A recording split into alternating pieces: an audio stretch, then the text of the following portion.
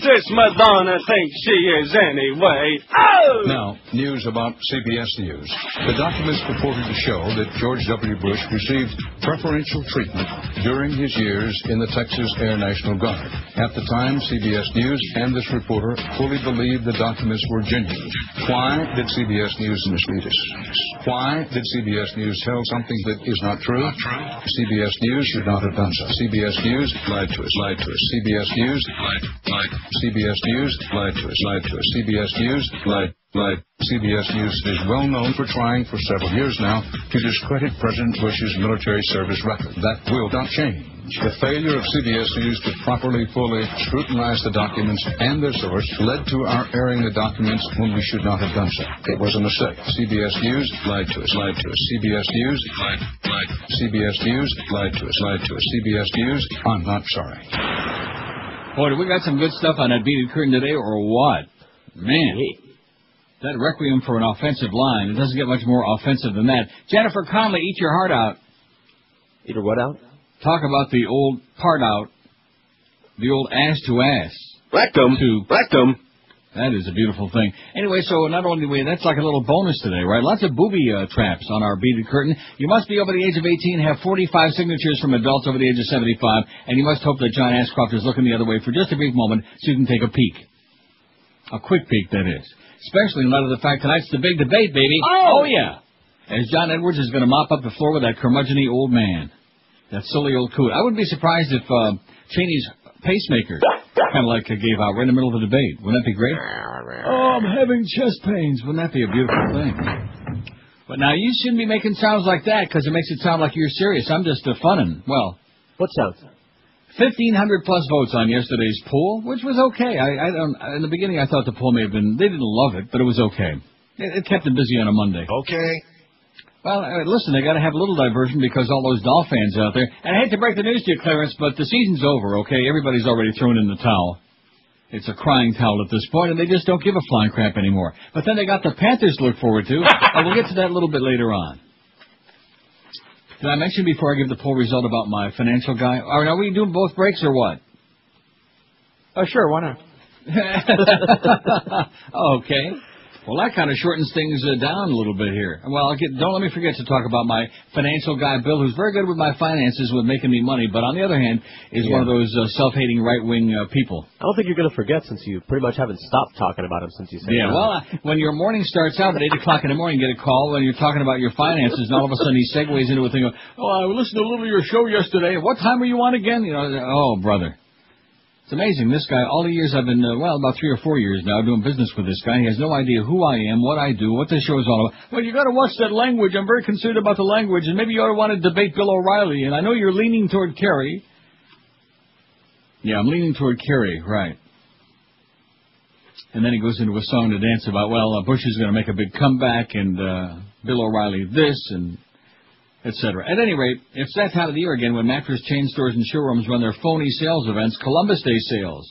You know when a deal sounds too good to be true, and of course when that happens, it usually is. It's the classic bait and switch technique, making a tempting offer to get people and then aggressively upsell them. Well, you need to pick up the phone right now and call 1... Oh, this is a beauty, fat boy. Call 1-800-MATTRESS. That's the number for Dial Mattress. They're proud to carry Sealy Posturepedic. That's the number one branded mattresses. Call 1-800-MATTRESS today. You'll get factory direct prices on all Sealy Posturepedics. When you call 1-800-MATTRESS, you'll get same-day delivery all across South Florida.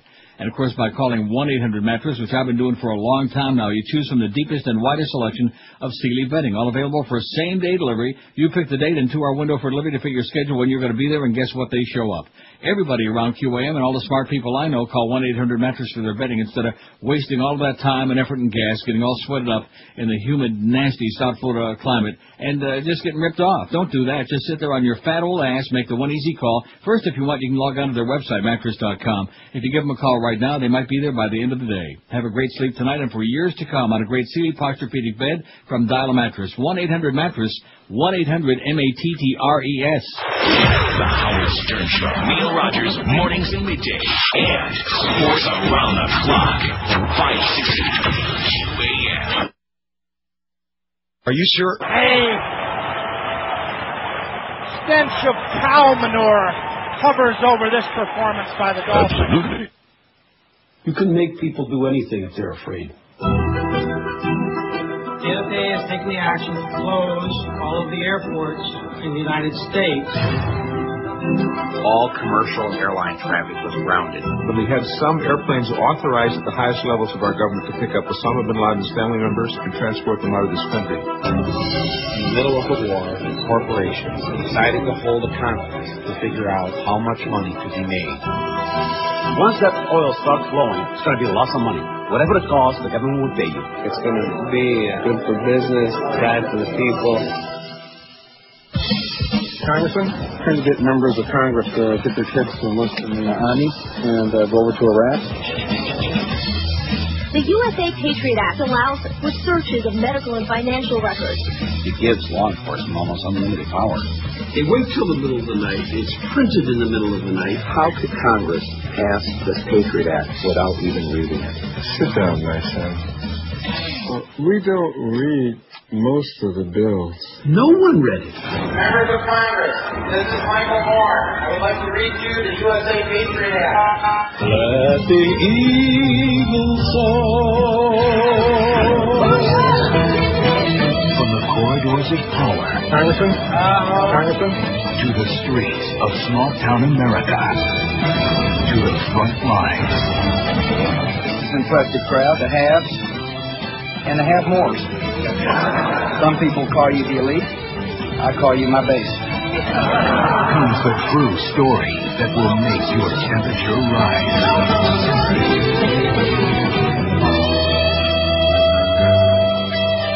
I call upon all nations to do everything they can to stop these terrorist killers.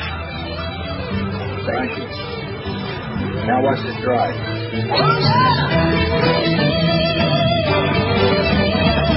Today's the day, baby. We've been waiting for a long time. I'd be in my car right now going and buying a whole bunch of copies About 30, man. of the DVD. It's out today. Michael Moore, Fahrenheit 9/11, which I got a fax about that. He was in Orlando at the in Gainesville, also in Orlando. But Gainesville last night, speaking at the something or other center. I can't read whoever sent I appreciate the fax, but boy, I can't read the scrawling. At any rate, we'll get to it.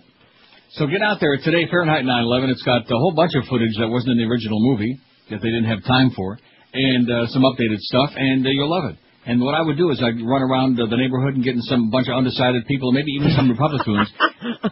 Undecided people, I'm sorry.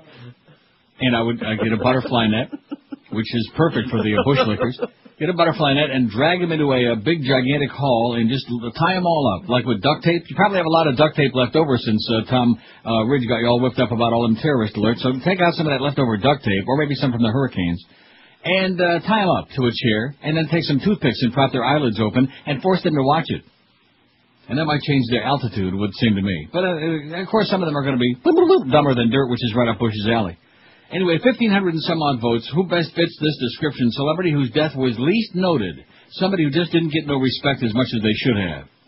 Carol O'Connor, that was my pick, and how do you like that? Old Archie Bunker wins out 211. I mean, he's one of the most important pieces of American culture. Am I right about that? Pop culture? Americana pop. Right. There you go. And he died. And I guess part of it was because of the fact that he went through the latter part of his life with the son and the drugs and the lawsuits and all of that. It was kind of like an ugly, nasty mess, you know? Yeah.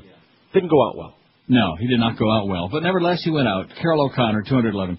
Mo Howard, not the one you're thinking of, but I'm sure that's what they had in mind. Or maybe they were just hoping he would die. I'll guarantee you, although not against the Jets, but all the other Dolphin games, he's probably thinking, I'm dying over here. Yeah, something like that. Wouldn't you think so? Absolutely. Yeah. Well, speaking of that, don't forget we got that highlight. Oh, yeah, you can drop that in right now. Fiedler back to throw. Skirts away from the sack, looking for running room, and has dropped and lost the ball. He fumbled it. He tried to throw it backwards. Oh, this is absolutely pitiful. What was he thinking?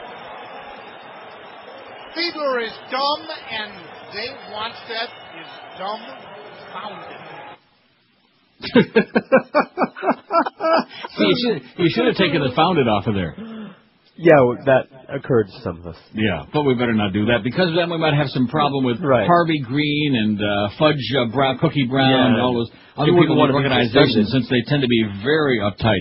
If you ever noticed, the sports organizations, they're always very uptight. They bristle at the suggestion of any criticism or the fact that they may be less than perfect. But I think that this Dolphin team, if there's anyone since 72, 73 had a chance to be perfect, this be the one. Oh, yeah. They got a shot. They got a shot, all right. Even Jimmy might agree with that. And then, of course, Rick the Spielmeister, he quoted in the paper today, well, we're not going to, just give up on the season. We're going to win some games before this is over. Don't bet on it, Rick.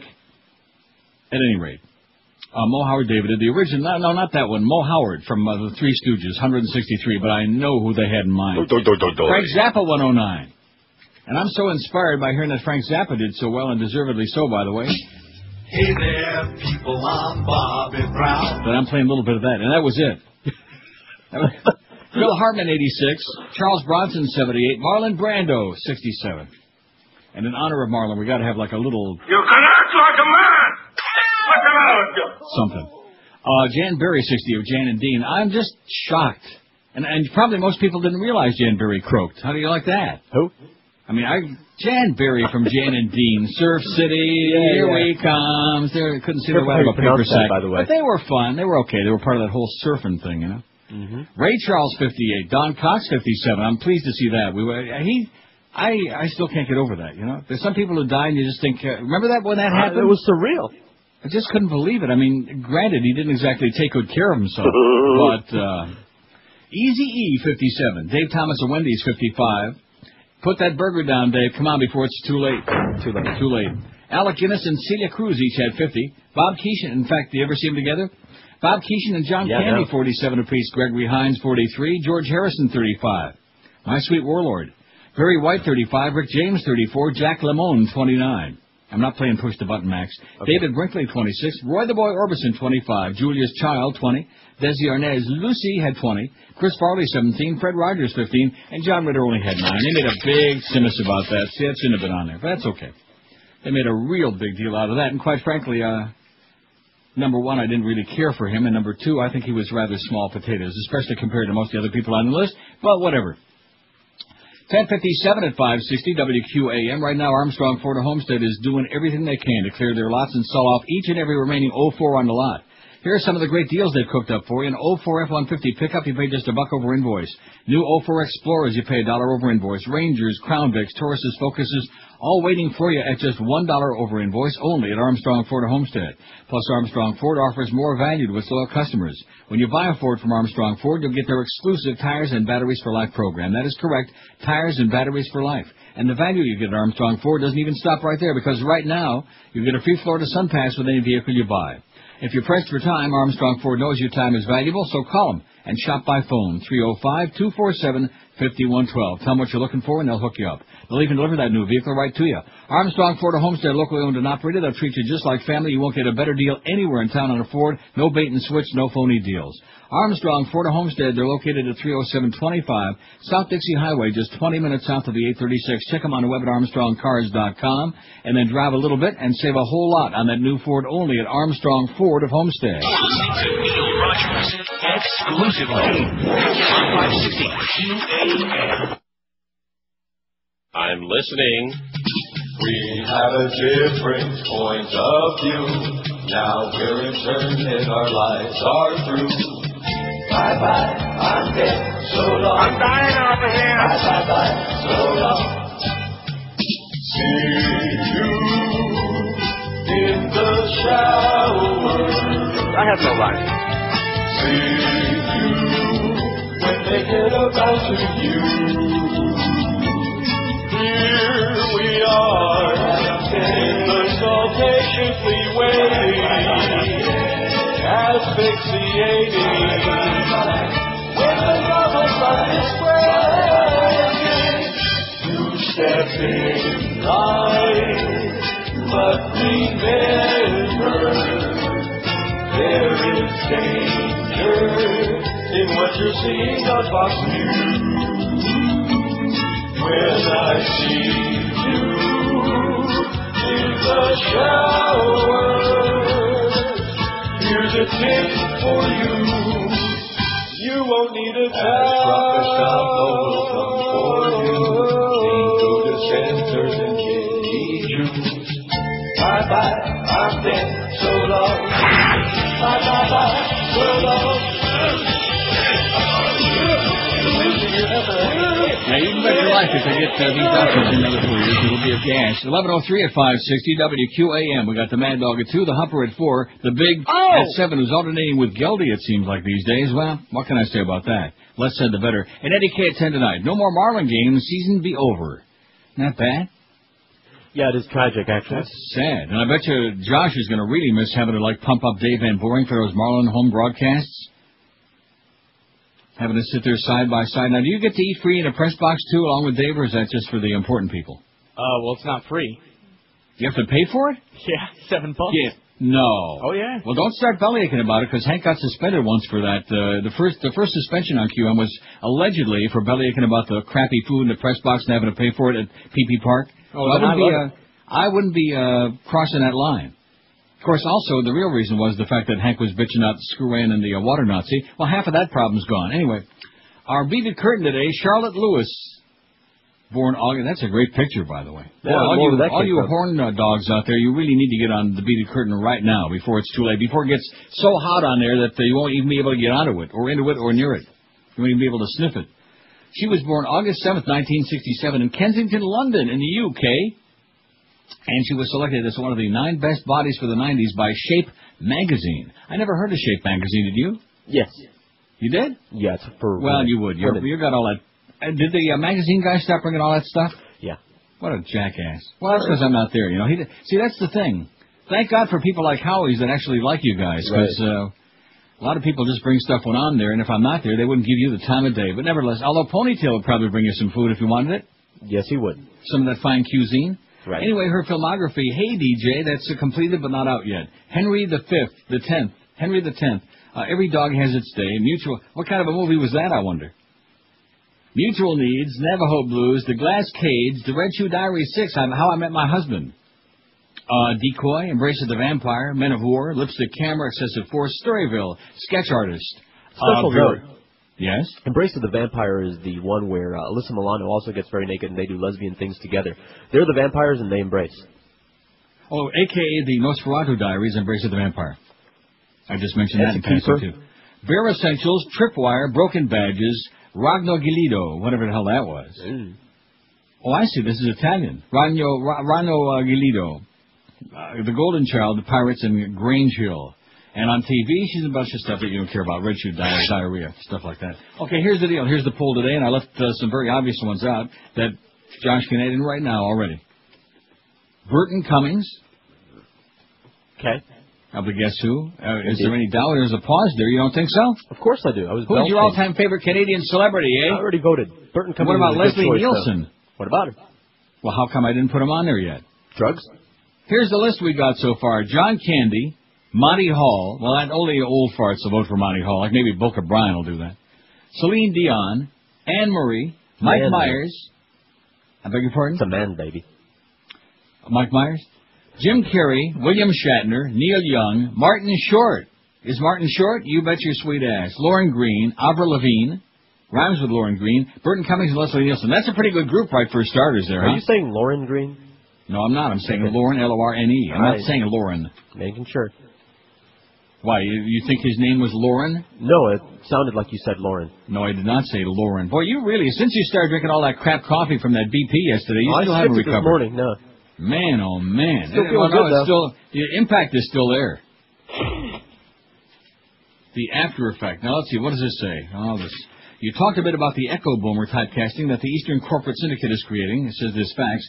Regarding the references to these kids buying brand names such as Gillette, etc., there's a trend toward companies buying airtime within the programs rather than buying traditional commercial slots. The theory being that people switch channels of commercial breaks. This way, we're effectively trapped into hearing their brand names within the programming. Oh, yeah, well, it's like what they do. They pay, like in movies, where they're opening up a can of Coke or any other, they're shaving with a Bic. All depending on what they're shaving. You know what I'm talking about. That's a very good point. Yeah, it's just more of that bullcrap, more of the brainwashing, the manipulating of the public. Oh, well, you're a Generation Y, or you're a baby boomer, and you're a jackass, okay, whoever's saying this crap. And by the way, Bill, I will not watch my language, and I'll do whatever the hell I want to do, and butt out. Take care of my money and stop trying to... You know, it's amazing to me how everybody I know, everybody wants to run the program. They got, well, you should do this, and you shouldn't say that. Yeah, everybody's an expert out there, including Norma Kent, who wants to know if he has any ratings on FTL on his Saturday morning show. The answer, Norma, no. Get something done for me, okay? Instead of this sick, twisted ego problem that you got, man. You're about as effectual as a dead frog. As a matter of fact, some of the dead frogs are starting to look pretty good. How's Pierre Elliott Trudeau looking? Huh? He wouldn't know it too bad. Well, let's stick him on the pole. Wait till you hear this story. This, in fact, this kind of like ties, it fits right in with our beaded curtain picture today. The requiem for an offensive line, it kind of fits right in, if I can say that. Well, when you hear it, you'll understand the drift of this. Brisbane, Australia. Hundreds of airline passengers suffered disruption to their travel plans when a major regional airport was shut down for an hour after a humming and vibrating adult sex toy was mistaken for a bomb, una bomba. The vibrator was discovered at about 9:15 Sunday morning by a security officer who checked out a suspicious package. I've seen some suspicious packages my time. I don't want to hear about it. Inside a rubbish bin at the terminal cafeteria of Mackay Airport in the northeastern state of Queensland, the police spokeswoman said. The terminal was evacuated immediately while passengers who had just arrived from a flight, check-in staff, cafeteria employees, and hire car personnel, isn't that great, were all forced to leave. Cab drivers, I believe, is what they're trying to say, and they're desperate, but this is in the some Brit thing. Or some Aussie thing. Cafeteria manager Lynn Bryant said her staff had been clearing tables when they noticed a strange humming noise coming from the rubbish bin. Maybe it was a Hummer. Huh? Maybe that's what it was. It was rather disconcerting when the rubbish bin started humming furiously, she said. The rubbish bin was humming. Furiously. Oh, now, back in the day, I had a great line for that, but we won't be using it now because Joyce gets real out of sorts. We called security next minute. Everybody was being evacuated while they checked it out. The police spokeswoman said another 2 flights were expected to land at that stage, and alternate arrangements were being made for passengers to collect their luggage away from the terminal, from the runaway vibrator. She said the emergency situation was revoked just before 10 a.m. when the package was identified as an adult novelty device. Bryant said the time of the upheaval of the airport had been quite busy with 2 main flights due in and out of the airport, wreaking havoc with people's schedules. Nothing like the old in and out of the airport. She said in retrospect the humming sounded exactly like a vibrator, but it was better to be safe than sorry. You can't afford to take chances. Now, isn't that interesting that she knew exactly what a vibrator sounded like? I just mentioned that in passing. Right. No self-respecting woman doesn't know what a vibrator sounds like. That doesn't mean they've ever used one or actually held it in their hand. No self-satisfying woman knows what So anyway, here's this facts about the Michael Moore appearance in Gainesville last night, and I can barely read this because it's obviously scratched up, but with the best of intention, very scrawny, scratchy. Spy report from Gainesville. Michael Moore was here last night speaking at the something or other center to a full house. Something like 2,000 people had to be turned away. Had the local people there promoted it at all, they probably could have filled the stadium. Whatever the hell that's called. Ben Hill Griffin, is that what it's called? What's the name of that stadium up there in Gainesville? The Gator Stadium. I have no idea. Boy, man, you know, Clarence Darrow is going to be coming down on your ass, if you pardon that expression. You just are not up to snuff with this sports nerd stuff. Which we appreciate. He's going to be very upset about that. It says there were that many people that could have filled the football stadium. It says looked like a lot more than 2,000. Anyway, Michael Moore was great. Ripped Bush and ass from the debate. New notes from Iraq and clips of new footage from his Fahrenheit 9/11 DVD, which is out today. Go out and get several copies, by the way. Pass it out to all your neighbors. Very few Bushies out there, too. Perhaps there's hope for us yet, says somebody whose initials I can't read, but thank you very much. How do you like that? Now let's take a quick peek at the first John Candy, 25. Well, that's not surprising, is it? Your favorite Canadian celebrity of all time. Mike Myers, 13. Is Neil Young, 12. Jim Carrey, 10. William Shatner, 6. See, William Shatner, they're thinking of Star Trek, which is fine. But William Shatner, I just think of his those spots he's done right. for... he has grown beyond... What was the something.com? Priceline. Priceline, very good. See, if it's not to do with sports, he knows what it is. Priceline.com. And then, of course, those awful albums he puts out. He's a funny guy. Yes, he is. That's what his first wife thought, too. Just before she drowned. As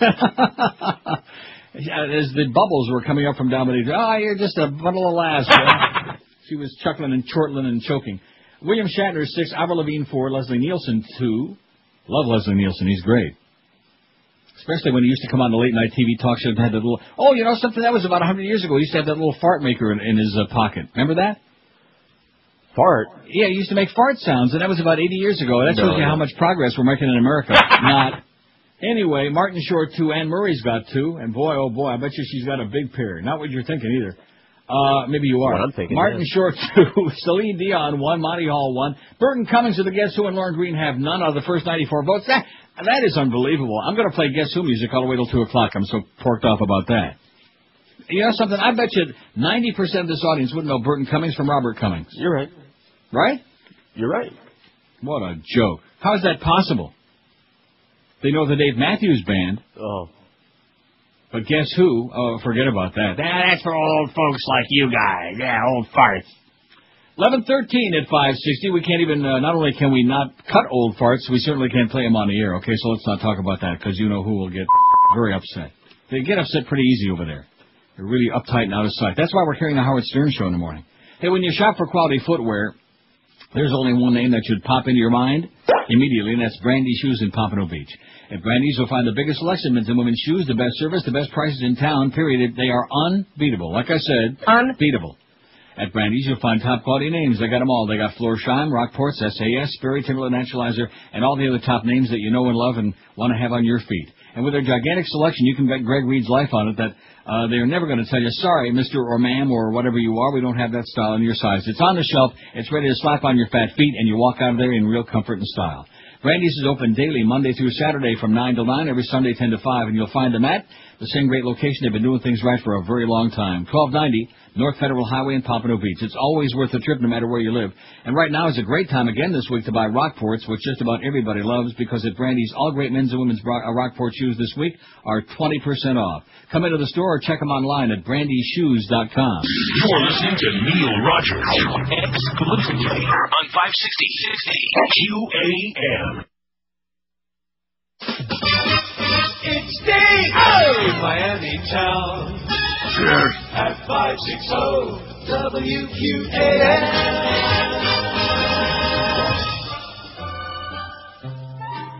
What in the world is with these child star kids? They're cuckoo, I tell you. Absolutely nuts. Golden Culkin.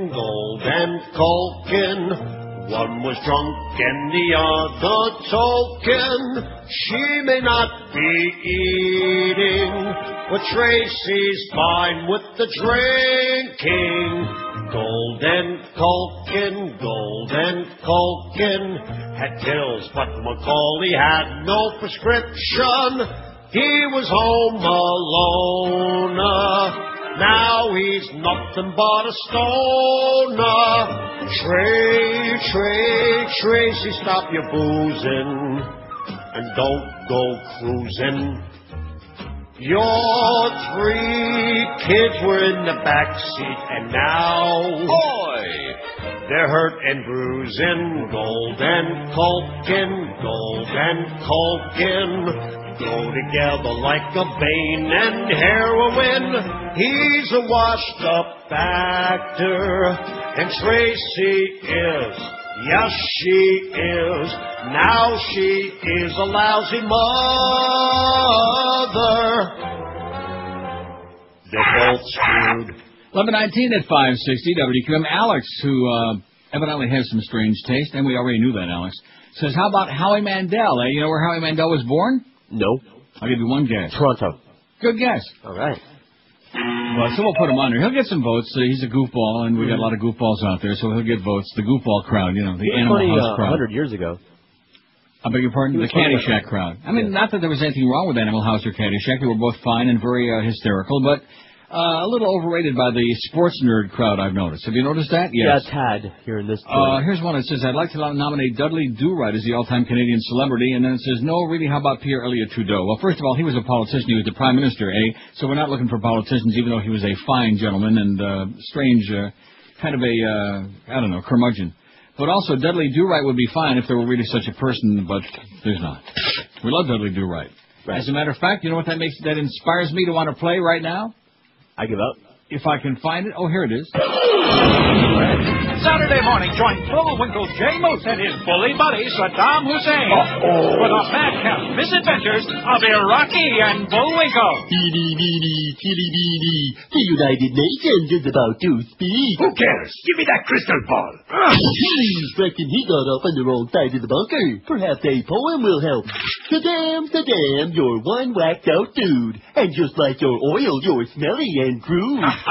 Hey, Moose, did you see your squirrel friend? Oh, you mean Rocky? Sure, he's over there. And over there, and over there. Oh, my! Rocky! What do you know about this, Saddam? Don't ask me. Ask my auntie. Auntie who? Auntie Aircraft. Join us next time for Oil's Well That Ends Well or Kiss Your Gas Goodbye. Hey, Moose, what's weather forecast for today? Balmy. Iraqi and Bullwinkle, Saturday morning on Nickelodeon. You know, when I'm out getting the 85 copies of Michael Moore and Fahrenheit 9/11 a day at my nearby video store, you know what else I'm going to get? What are you going to get? I bet you they've got Rocky and Bullwinkle on they do DVD. at any of your finer, most, well. I love that. If there was ever a better show on TV than that, it's the absolute best. Sorry. Natasha, calm down. Anyway, so I guess we're all set with we got the poll up. We got that fantastic asp-to-asp picture. Requiem for an offensive line. What about that other picture? Are we going to get that one up? Is it up there already? The one with the bush and the proboscis, the Pinocchio bush? I don't know yet. Where that makes that Clinton one pale into insignificance. This one just keeps on line and line. It keeps getting longer in the nose, too. Oh, and speaking of the Bushmeister, he is in a state of panic. He and Karl Rove and all those roving maniacs. President Bush, stung by the erosion of his lead over Senator John Kerry in the post-debate polls, which evaporated like a puddle of pee, has abruptly scheduled a major speech for tomorrow in hopes of halting Mr. Kerry's momentum. He wants to halt the Big Mo. In a rare last-minute alteration of the presidential schedule, Mr. Bush has scrapped a planned talk on medical liability and instead will give what the White House called a significant speech about the two central issues of the campaign, the war on terrorism and the economy. See, he's not too comfortable up there when he's debating somebody that knows what they're talking about. So he likes the stage all to himself, so he can, just stand there and read the pre-scripted crap that somebody else wrote. The president is said to be eager to rebut Mr. Kerry's attacks on such issues, especially those that came about during Thursday's presidential debate, during that debacle for the right wing, for these fundamentalist lunatics, for these Nazis in training. There's been an attempt by the president's opponent to launch false attacks and mislead the American people on these big priorities, White House Press Secretary, the unctuous Scott McClellan, told reporters aboard Air Force One. In case you haven't noticed, I'm leaning toward Kerry, by the way, George. There are some big differences facing the American people, and the president wants to highlight those differences. Careful how you lean. That would be like saying to lard-ass Limbaugh, well, we know you're leaning a little bit toward the Bushmeister, toward the right. Right. Oh, Bill, get a life. The Kerry campaign was delighted that the Massachusetts Democrat has forced the president into a reactive mode. Kerry spokesman Phil Singer ridiculed Mr. Bush's decision to give a major speech, which will be delivered in Wilkes-Barre, Pennsylvania. George Bush has spent the last few months resorting to half-truths on the stump. Now he's going the whole way, he said. A president needs to be forthcoming and straightforward about his policies, and if the last few days are any indication, Wednesday's speech will be neither. So tonight, of course, we got the big debate in Cleveland, John Edwards, and ancient old Dick Cheney, who's, for my money, he's the biggest crook in the world today. The mafia, the drug deal, the Escobars, and I'm not talking about Miguel. You can look anywhere in the world, you will not find a bigger crook than Dick Cheney. Even Jeb Bush isn't in the same league. No. And of course, El Presidente, he's too stupid. He's just a facilitator for the big crooks, including Cheney. How many times do you think we're going to hear Halliburton in the first 5 minutes of tonight's debate? About 30, man. At least. And you know, that I'm going to have to move ahead here just a second. Because this is the 800th time that we've heard that here you go, CIA review, and Cheney continues even to this moment insisting, oh yeah, well there's stuff we know that nobody else knows. So there was a tie, and he just makes it up as he goes along. They just lie and lie and lie like crazy. And speaking of flip-flopping, what about the fact he was supporting that constitutional amendment to ban fag marriages, and then all of a sudden his daughter gave him a slap on the ass. Yeah, oh, okay, whatever you say, hon. Anyway, CIA review finds no evidence Saddam had ties to Islamic terrorism. Oh, my God. A new CIA assessment, and there seems to be one like every 5 minutes, undercuts the White House's claim that Saddam Hussein maintained ties to al-Qaeda, saying there is no conclusive evidence that the regime harbored Osama bin Laden associate Abu Musab al-Zarqawi. The CIA review, which U.S. officials said yesterday was requested some months ago by the unctuous Vice President Dick Cheney, with a bad ticker, is the latest assessment that calls into question one of President Bush's key justifications for last year's U.S.-led invasion of Iraq. The new assessment follows the Independent 9/11 Commission's finding that there was no collaborative relationship between the former Iraqi regime and bin Laden's terrorist network. Let me say it again, no connection, none, zero, zippity-doo-dah. On the one hand, you got a fundamentalist religious lunatic. On the other hand, you just got a greedy dictator who don't give a flying crap about that. And you notice over there, they're not wearing no schmackers on their heads. You're listening to Neil Rogers. 560 QAM. It's a lie. I am not a Nazi.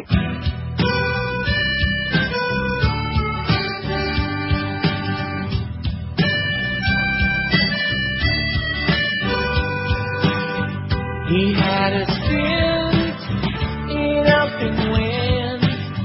They put one back in 'cause his heart is old. The doctors called it a heart event, but now we really know his heart is old. No matter what we're told. You turd. Yeah, Dick Cheney's got a heart that's old. Absolutely. Hope it don't explode. He makes decisions. He has the vision. He has the country under his control. While Bush is jogging, Dick's veins are clogging. And that's what happens when your heart is old. Boy! And it's full of holes. Yeah, Dick Cheney's got a heart that's old. I'm dying over here. Blow. He'll keep on working till his heart is cold.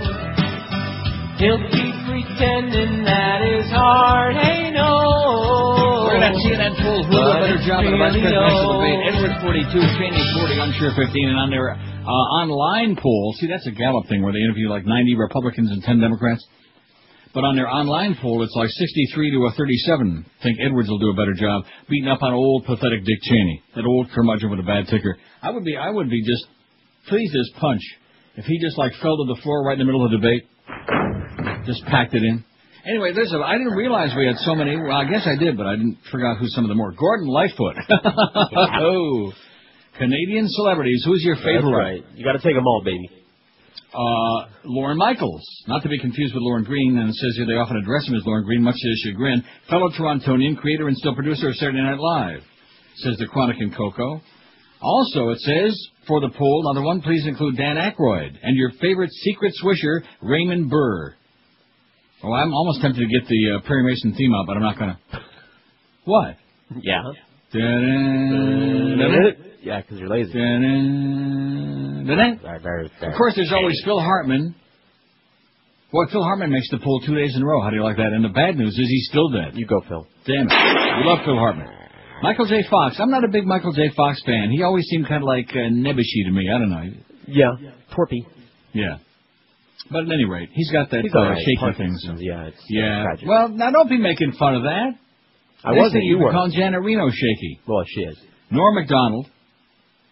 Christopher Plummer. And how could we forget one of my very favorite people in the world, Shania Twain? What's wrong with you, man? Right. I'm looking at it right now. Bill in Fort Lauderdale also says, by the way, the Gator Stadium in Gainesville, commonly referred to as the Swamp.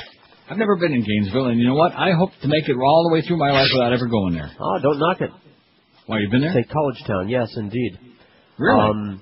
It's the second only to one other place I can think of do they like to drink and have sex, and pretty much. What's that? East Lansing, Michigan? Oh, I've been there. Not what I was thinking, but yeah. Oh, that's about all we did there. In fact, that's why. I've told you those stories. Having lived in the East Shaw Hall, all the jocks lived in West Shaw. One of the great pastimes, like on the weekends, would be the kids from East Shaw and the kids from West Shaw would get outside, and then they would yell at each other. West Shaw eats Schmidt, and the other kids from West Shaw. East Shaw eats. I better watch how I say that. Careful, yeah. Schmidt. See, Schmidt is what I said, Bill. You got that Schmidt, like in Joe Schmidt, who used to be linebacker for the Detroit Lions.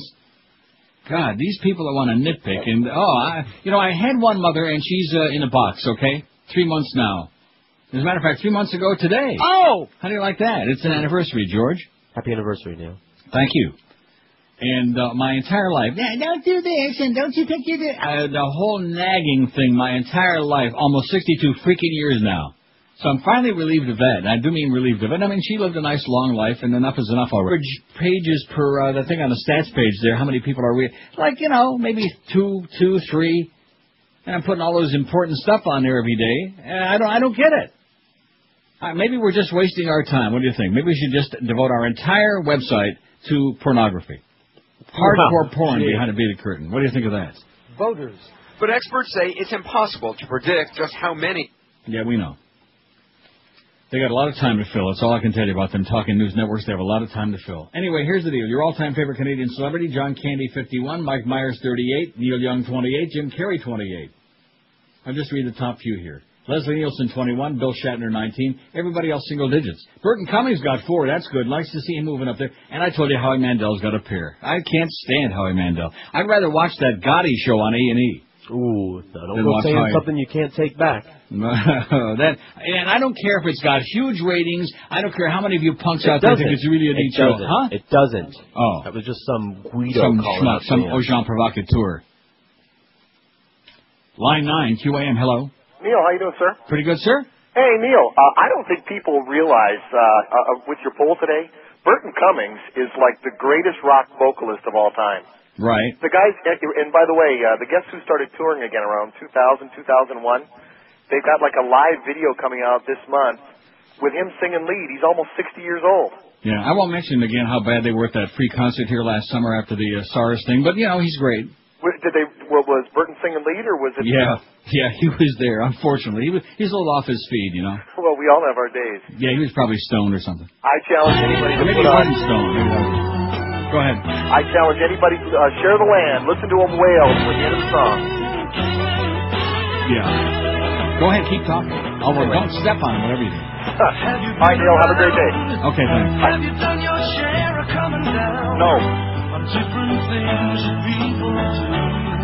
See, anybody that would say that the Dave Matthews Band is really neat and really great and they make music, and not only don't they make good music, they don't make any music, and then say, well, guess who? That's for old toads like you guys. That's for old trolls like you. That's for old living in the past. They wouldn't say that. They would say, who? Yeah. Well, guess who? Would they really? Well, why is that? I would think with all the oldie-moldy station, of course, probably Magic don't play very much Guess Who, do they? No. Because they have nothing to do with the Righteous Brothers or with Build Me Up Buttercup by the Foundations. I'm going to tell you that Bob Hamilton guy that programs Magic, he needs to be horsewhipped. And I know just the guy who would do it, to our good friend Rick Shaw. I'll bet you anything he would like to get one of those big whips from the drivers at Pompano Park. Just wail away on Bob Hamilton. Got the poorest taste in the history of the human race. Workshop owner in the Gulf for the people and offered myself to the world. Workshop owner. Yeah, that'd be a good poll. What's your favorite Guess Who song? That would be like taking a poll. What's your favorite song by the Foundations? I bet you Build Me Up Buttercup would have a chance. Might have a shot. Just like the Dolphins have a shot to win a game, but I sure doubt it. I like Rick the Spielmeister says we're going to win some games this year. Well, I doubt it. I wouldn't bet on it.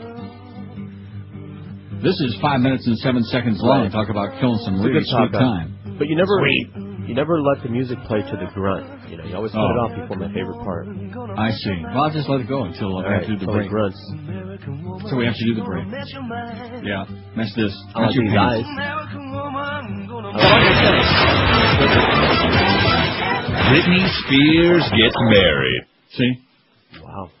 What? No, that's just a little preview of the next bit. I hit the wrong button, in case you didn't notice. But that was kind of fun. I like that. Scared the hell out of me. Well, we had to do the break.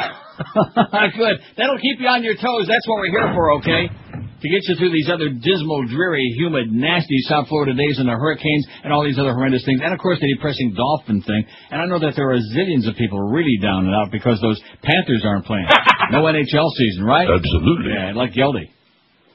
Hey, I've talked to you about dry concepts for over 20 years, and that's because I've been using them in my home for over 20 years. Nothing has changed during that period of time. They're still the best when it comes to having your carpet, furniture, or drapery, your area rugs, your oriental rugs, all of these things cleaned. The only name you want to even think about is Dry Concepts.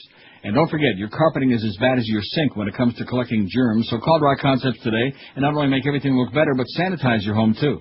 Dry Concepts has got certified technicians who really know their stuff. You can trust them in your home, and they'll dry clean your carpet. Same idea as dry cleaning your clothing. The stains go away, they don't come back.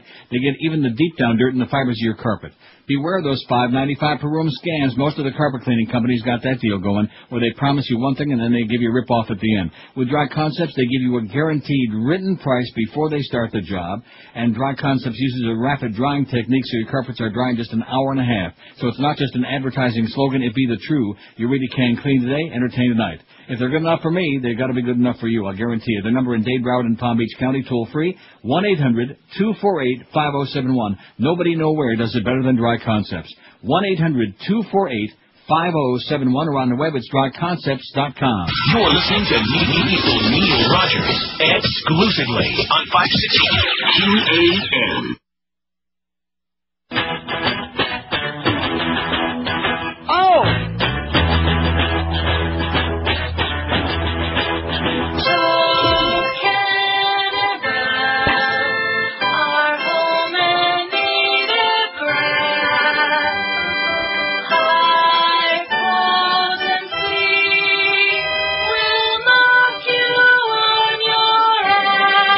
Rectum.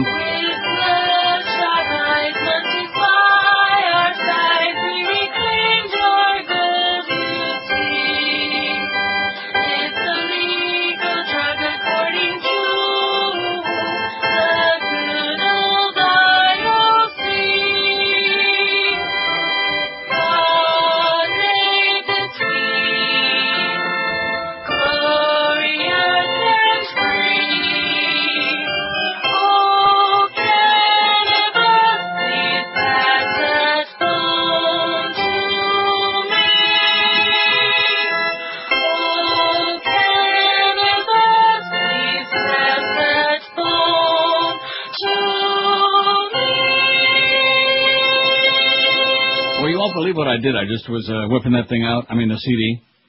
Yeah. And I reached over and I smacked like the bottom of the thing. What do you call that thing? The bottom of the thing? Yeah, the thing, the thing is the thingamajig that the CD sits in. Okay, the tray? The tray, very good. Oh, no, don't go away. I've done this before. No, stop. Yeah, I've heard. What? Huh? Okay, talk. I want to fix this because I don't want to sit here and dilly-dally.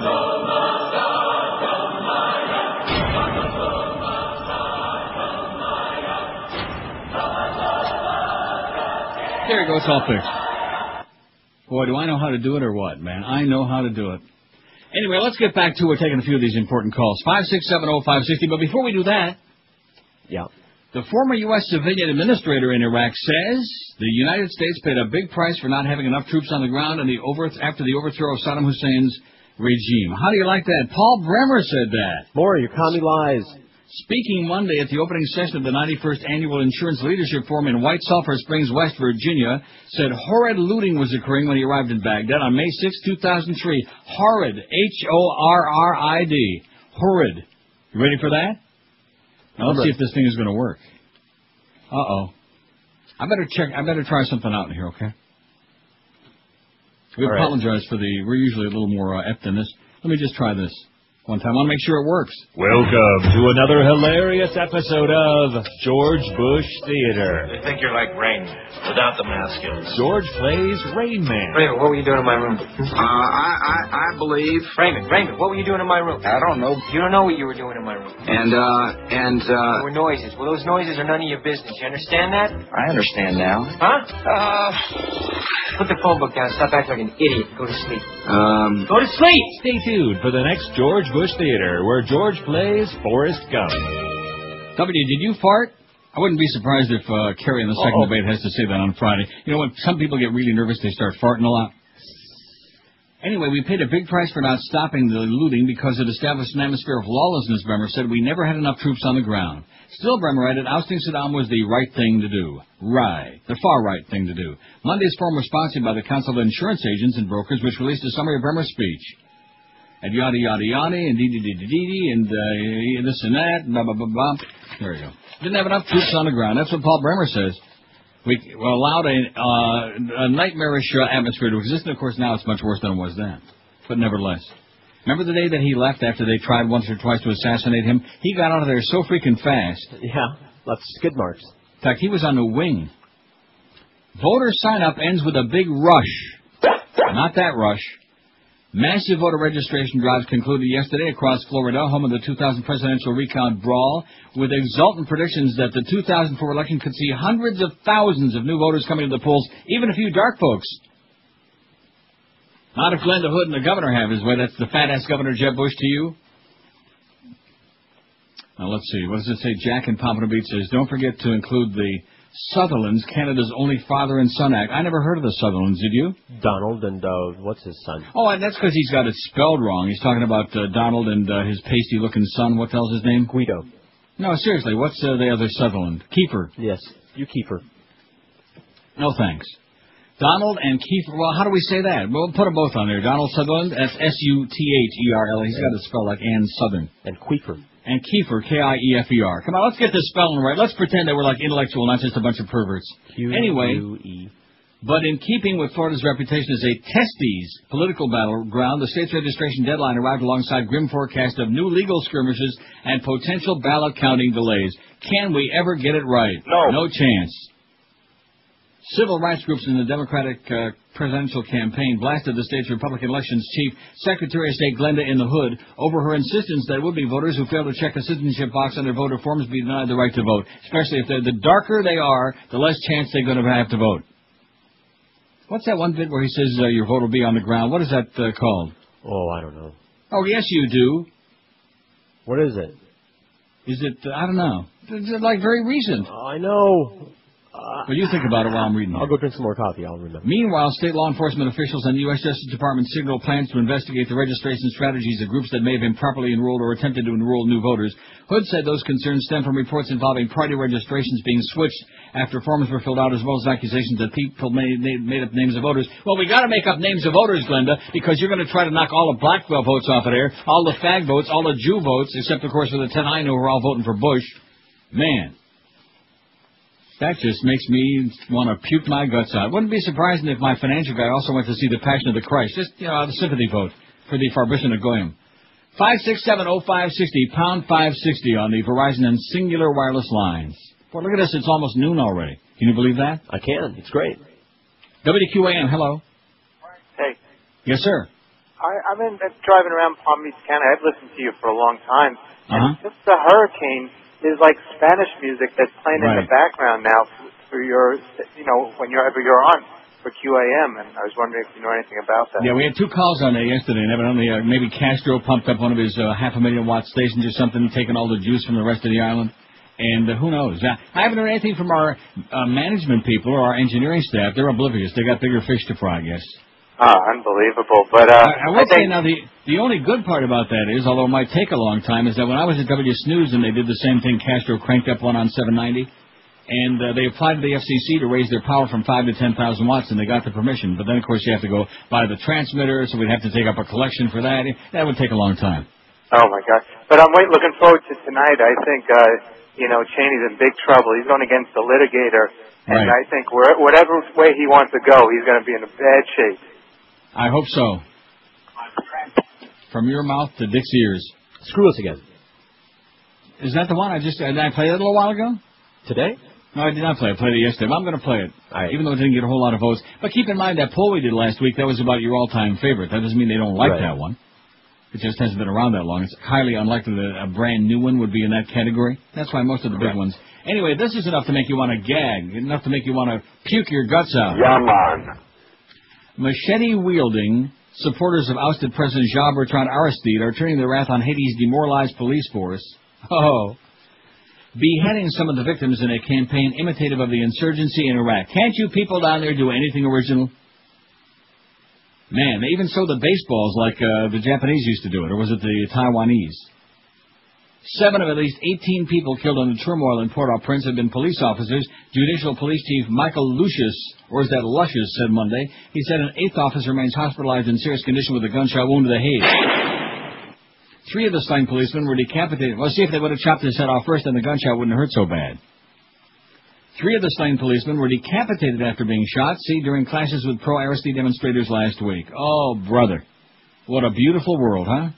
Interim Prime Minister Gerard Latorture, who is leading... Well, that's Latortue, okay? Latorture.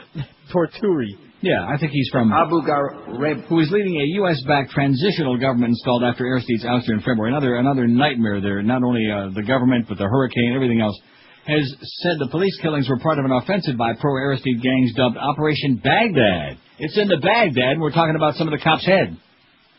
Deadly clashes continued yesterday between street gangs in Cite Soleil, no relation to Cirque du Soleil, a Port-au-Prince shantytown teeming with Aristide supporters, where police shot and killed 2 gang leaders last week. I don't know how many or who was killed, but people were killed, said the mayor of that community, speaking by telephone from the seaside slum. The violence in Port-au-Prince in southern Haiti has coincided with the chaotic aftermath of Tropical Storm Jean in the northwest. As rescuers recovered more bodies from the devastating floods and mudslides around Gonaives, the official toll rose yesterday to 1,870, with another 884 people reported missing and most presumed dead. Wow, people are desperate, it's chaos, it's nightmare, and of course you don't really care that much about them because they're all black, just like all the people who are starving and being, eliminated in Africa. We don't care about that stuff. I mean, we talk a good game, some of the people, and most of the rest of the people don't even talk that game, they just ignore it. Because the world basically don't care about Schwarzers. It's a very sad, sorry thing, but that's just the way it is. Ignore what? Oh, and speaking of shootings, a lot of shootings going on, a lot of guns in the land. Las Vegas, a gunman opened fire on the home of former Las Vegas Strip entertainer Siegfried Fischbacher and Paris Horn. What? How you say that name? Fischbacher and Horn, shouting they should get out of the country, police said yesterday. Police initially labeled the shooting as a hate crime, but later said yesterday that a patrol officer had misclassified the case on paperwork, whatever that means. No one was hurt in the September 21st drive-by shooting, during which a witness said a man fired 4 shots from a white van, breaking 2 windows and leaving a 12-inch hole in the Stars home northwest of the Strip, Officer Jose Montoya be saying. It wasn't known if they were home at the time. Their spokesman declined to comment. A warrant has been issued for the gunman, who was not identified. Police announced the shooting yesterday, the day after Horn and friends celebrated his 60th birthday at the home. Sunday was also the 1-year anniversary of a near-fatal tiger mauling that left partially paralyzed and forced the closure of the illusionist long-running Siegfried and show. Horn and Fischbacher have lived in Vegas for some 35 years. Well, they've been spatting. Since the cat done them in, they've been spatting a lot, you know? One of them things. You don't think that they're...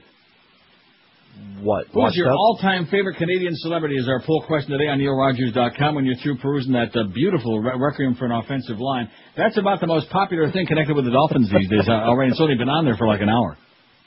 John Candy, 66. Mike Myers, 51. Neil Young, 38. Jim Carrey, 36. Leslie Nielsen's moving up fast, thank God, 27. Bill Shatner, 25. He's going to sing for us a little later. Phil Hartman, 11. Avril Lavigne, she be having 10. You're listening to Neil Rogers exclusively. QAM. This is Dick Cheney. I like to relax by having Mary Magdalene massage my balls while listening to the Neil Rogers 12 to 1 hour. Your vote's automatically calculated by computers at the GOP. Manipulated this time. Don't let the fascist neocons screw us again. The brother governor that's running Florida, no doubt's got another plan to get your vote done. This time don't let the fascist neocons screw us again. Some good let us in, once the staffers in, the means white faces, the man that's to get in. Let us up, we don't live here. Let us in, clean white preppy men. Then goes Triangle Bush, twins, you're the good, and Coulter Snow, my loins with gonorrhea.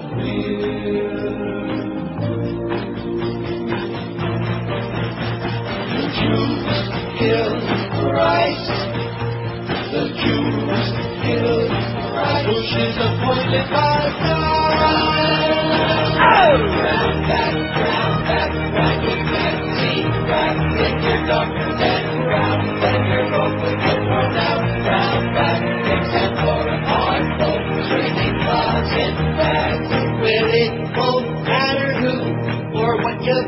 like it's rigged for Bush to win in a landslide this time. Don't let the fascist neocons screw us again.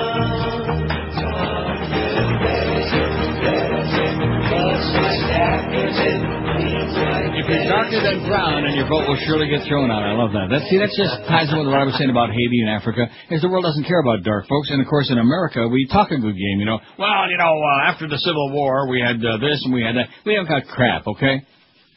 You still have a bunch of people living like in 10th class conditions, most of them, with a 40th class education, and that's the way the establishment loves it. That's the way the white establishment be loving it, and that's the way they want to keep it. And that's why they let a few dark folks vote. About 30, man. And that's it. That's where they draw the line.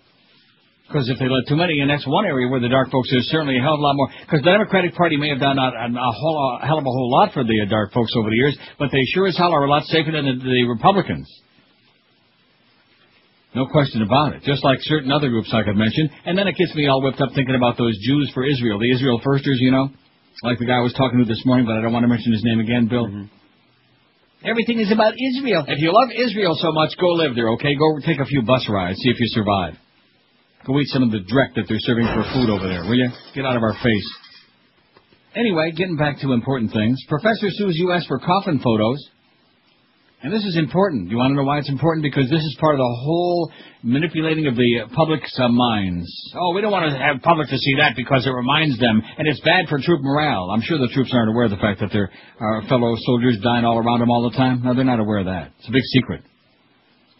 A journalism professor sued the government yesterday to force the Defense Department to release pictures of flag-draped coffins of soldiers arriving in the U.S. from war overseas. Ralph Begleiter, professor at the University of Delaware and a former World Affairs correspondent for CNN. Remember him? I remember him. No. Well, I do.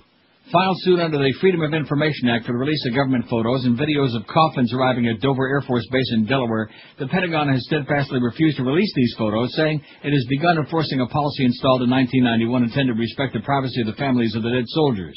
Right.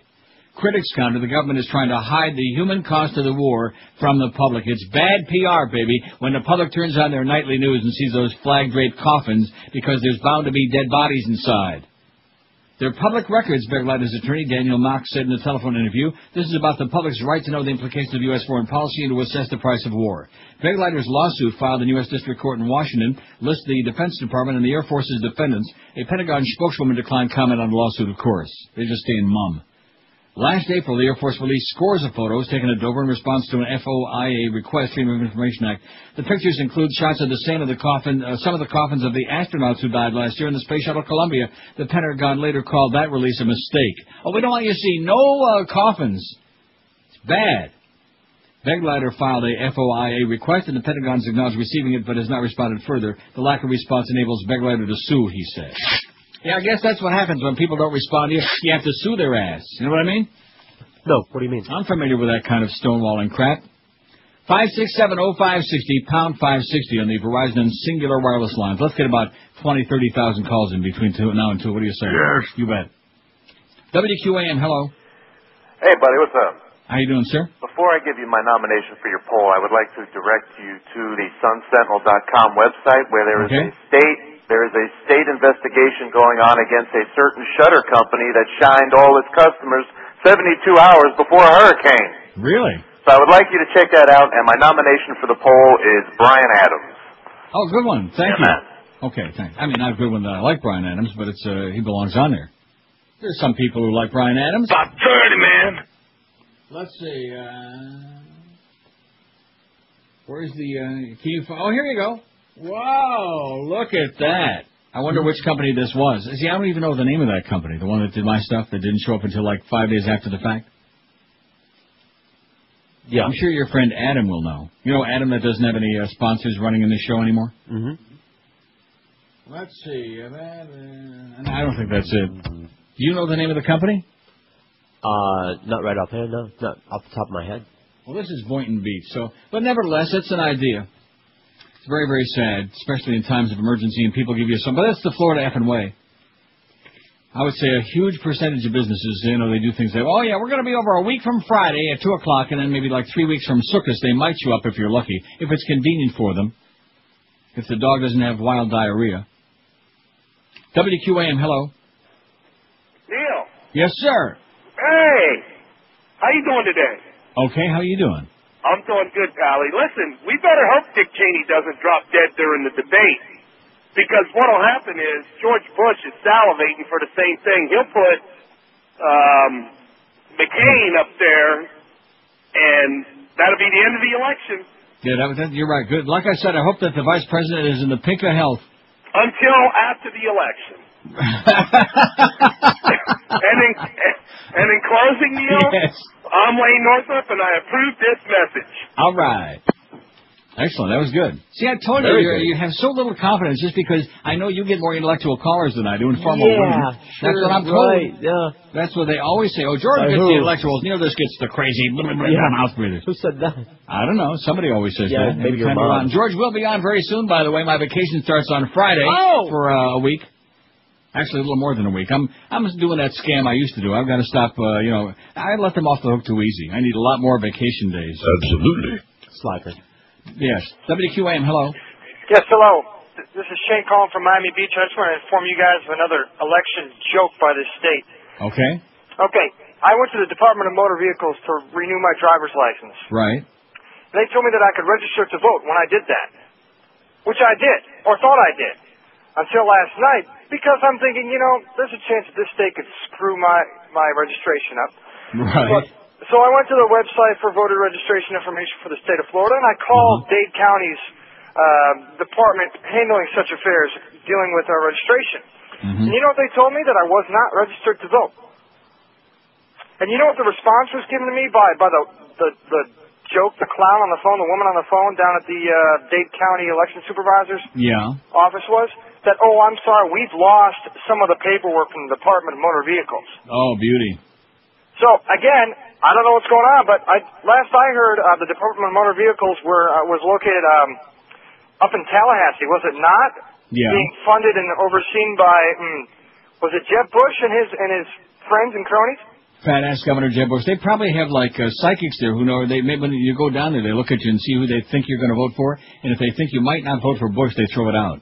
Well, my question is how many other people went to the Department of Motor Vehicles in Dade County and were told they could register to vote and thinking, great, they're going to go to the polls in November, and guess what? They're not going to be able to vote.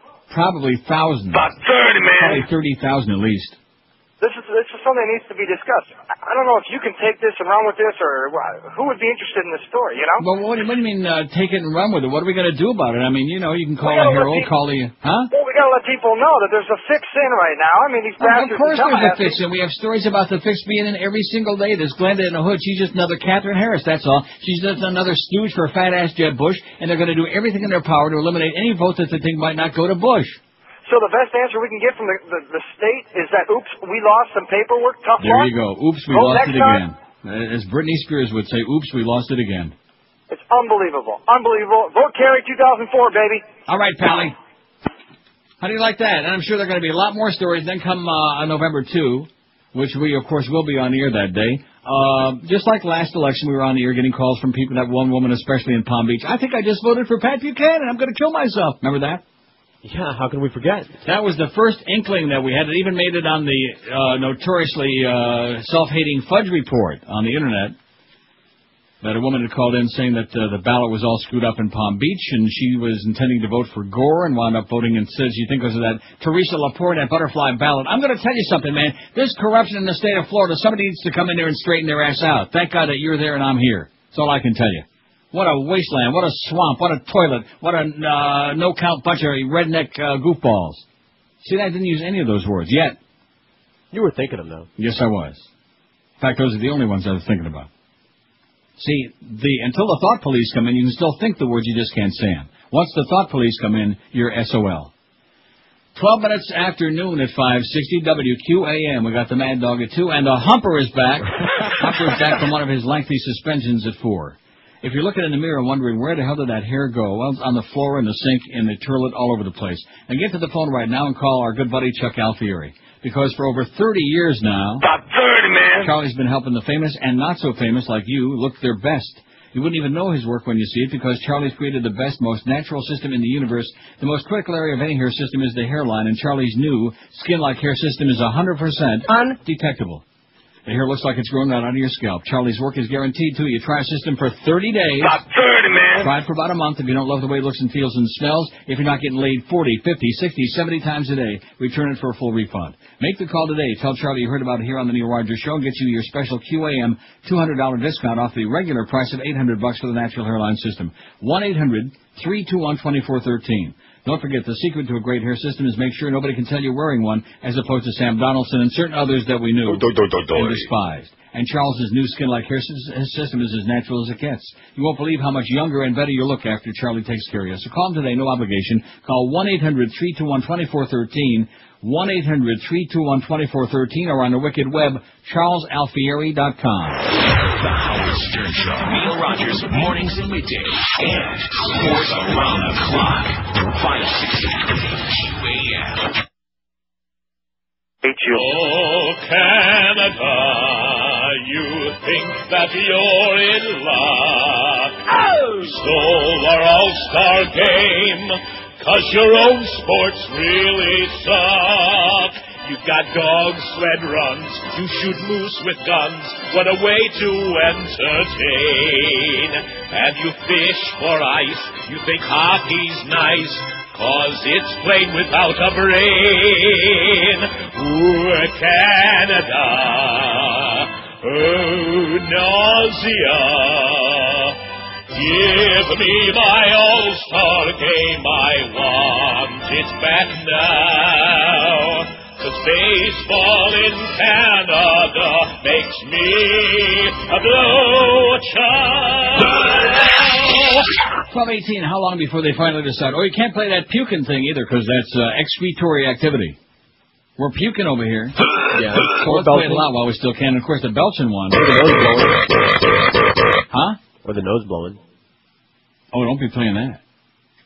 You think it's permissible, but it's not. Anyway, moving right along. Now, it depends on which pool you like, all depending on who you're yanking for. President Bush has continues to lead Senator John Kerry among likely voters despite surging enthusiasm for Kerry. This is from the, where is this? Washington Post. Despite surging enthusiasm for Kerry among Democrats and new doubts about whether the president has a clear plan to deal with the nightmare in Iraq, according to Washington Post tracking poll. In the aftermath of last week's debate, among those most likely to vote, according to the Washington Post and ABC, Bush 51, Kerry 46 among those most likely to vote. Ralph Nader, 1% of the hypothetical vote. Nader ain't going to get enough votes to even fill your earlobe. But Bush held only a 3-point advantage among all registered voters, down from 7 points in the survey conducted right before the debate. Got that? Got it. I'm not going to waste my time with all the ins and outs and the details. You can go online and see it. I think we got it online, if not too bad. We got a lot of good pictures, though, on there for you, for those who can't read or don't want to be bothered reading. We need a lot more people reading those bedtime stories on there. We're just going to discard those and just put naked pictures on there. Now we're just going to turn it into a porno site. What's wrong with that? None. It's already, the whole site is already too disgusting and grotesque for QM to be involved with it. That's why they took the link down. What was that all about? What was the thing that we had on there that broke the camel's ass? Oh, I remember. Don't recall. No, so something that was on there. Not a big deal. Well, QM didn't want to be associated with that Neil Rogers site because there's too much. Oh, that's right. It was corporate that came up with that crap. What a bunch of nose pickers, man. And so we dropped the link. You know, they hit us, so we hit them back. We dropped their link, and, of course, we get more response in 5 minutes on our website than they do in 5 years.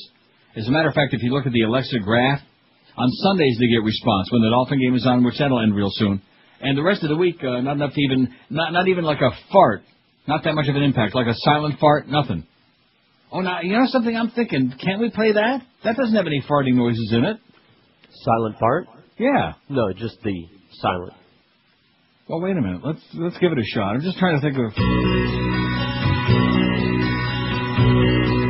sounds like a snake.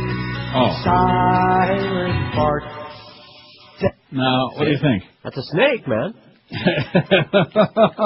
A snake in your rectum. Wow. No wonder the gerbils moved out. Sports. Now, this is according to the New York Times, I believe. Is that what this is from? Yeah. Senator John Kerry came out of the first presidential debate having reassured many Americans of his ability to handle an international crisis or a terrorist attack and with a generally more favorable image, but he failed to shake the perception that he panders to voters in search of support.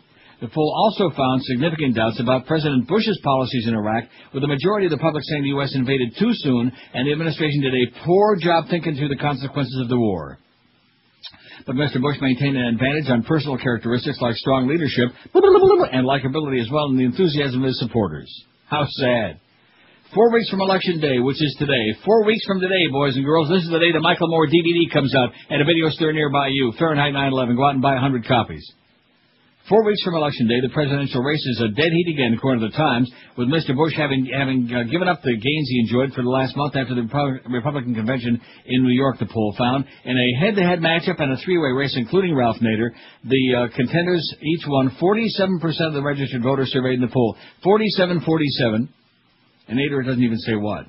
Like 1 or 2%. Last month, just a month ago, Bush led Kerry in the same poll 50-42 in a two-way race and 50-41 in a three-way race. So he blew a 9-point lead in just after the debate. Just in the first debate. Okay? And that's before all these great spots started hitting the air, like the one where they just got Bush's picture on there and they talk about the 1,000 dead soldiers and about what a bozo we're looking at and all that stuff. So God only knows what kind of stuff. It's on Edward's shoulders tonight, man. I just hope they don't show too many close-ups of that big chancre on his upper lip. That's not too attractive. You know the one I mean? The one that looks like about a bowling ball on his lip? Yeah, it's like a growth. Yeah, like a huge, gigantic, something from outer space is growing on his lip. 567-0560, pound 560 on the Verizon and Singular wireless lines. WQAM, hello. Yes, Neil. Yes, sir. I wonder if you could help me out here on this CBS Rathergate thing. Yeah. Didn't the Supreme Court rule in a Fox News case you could pretty much make up the news and lie whatever you wanted to do? No, that's only Fox can do that, not CBS. Oh, I figured. I just wanted to make sure. Only fascist news networks can do that. All right. Well, I just wanted you to clear it up for me. Thank you much. Okay, glad we straightened it out for you. That's right. Anybody who's to the left of the till of the Hun, you got to stick with a straight and narrow path, okay? And then you see the thing with Brokaw and Peter Jennings the other day with that whatever that thing was, Dog and Pony Show. And we support Dan Rather. Well, why the hell not? Danny never stole a freight train, so he hates Bush. The more power to him. That's why I watch CBS News. Because I'm going to get a lot of truth out of there. Plus, I'll get a little bit of a leftish leaning on there. Why does everybody? It's okay for every have a whole network that's right-wing lies. Like I told somebody this morning, I don't want to mention Bill by name, the Fox is only watched by a bunch of right-wing Nazis, that's all, by people who are just enchanted with that crap. This guy is obsessed with Bill O'Reilly. Well, a lot of people like Bill O'Reilly, and I should have said, well, a lot of people liked Hitler, too, you know? A lot of people don't like Bill O'Reilly. Well, let me tell you about Bill O'Reilly's radio ratings in the South Florida market. It's still a .2. You couldn't find his audience with a road map and a compass, okay? With a 5 million member search party, you couldn't find the Bill O'Reilly audience in South Florida. Even that fat-ass Rush, whose numbers are dropping, by the way, since his pill-popping escapade came out. And that deafness problem he had from popping all them pills. Well, when you look back at that again, how easy he got off. Do we hear anything more about that? No. Absolutely nothing. Haven't heard another word about that. Nothing's going to happen. And the fact that he was popping the pills and doctor shopping and all this other crap, that's what it is, But the fact that he's such a hypocrite and going on the air and pontificating all those drug people ought to be put behind bars and we have to do something about these low-life, these scum of the earth and all this other crap, Careful. I know what I said. All right. I didn't associate any word with that thing. Although I'll tell you one thing, when you put chicken soup in a container and put it in the refrigerator. Right. And you take off the lid the next morning and look inside. You know what's on top of the chicken soup? Scum. Right. And you're drinking that. How do you like that? Talk about fat. Me. Talk about chicken fat. My God. I grab a Ziploc bag. No wonder all of us Jews are dying from clogged arteries, huh? But I do love deli, man. I'm just a dietary Jew. And let me just say this, too. How about ethical Judaism? That's the only other part of that silly-ass religion that I care about, since the others are so much more malignant, most of them. Although I see the Israelis are busy bombing in Gaza again today. Did you see that? Yes, I did. Una bomba grande. They didn't do nothing. They hit us, we hit them back, and it's never going to stop. Don't even waste your time. In fact, we shouldn't even have news coverage anymore about what's happening with the Israelis and the Palestinians. Forget about it, okay? They've been killing each other for 5,000 years. We got bigger fish to fry. I'd like to forget about it. Like, will the Dolphins ever win a game? There's some fish to fry. WQAM, hello. I'd love to have a clip of Dave Wanstead saying, I'm frying over here. QAM, hello. Hey, Neil. Yes, ma'am. Although she's not as hot as Shania, how about Katie Lang for your poll? Katie Lang. Right. She's our man. She's All our right, guy. Neil. Thanks. Have a good day. Okay. Bye. Hey, she'll butch that poll up a little bit. Neil Rogers, exclusively. 560 QAM. Yeah, baby. What was that? A mannequin woman, she is my friend. A mannequin woman, love her to the end. Keep her hanging around my floor. She's ready anytime I want to score. She never says I'm not in the mood. I never gotta cuddle her when I'm through. My woman got nothing to say. My mannequin woman, hey, what a lay.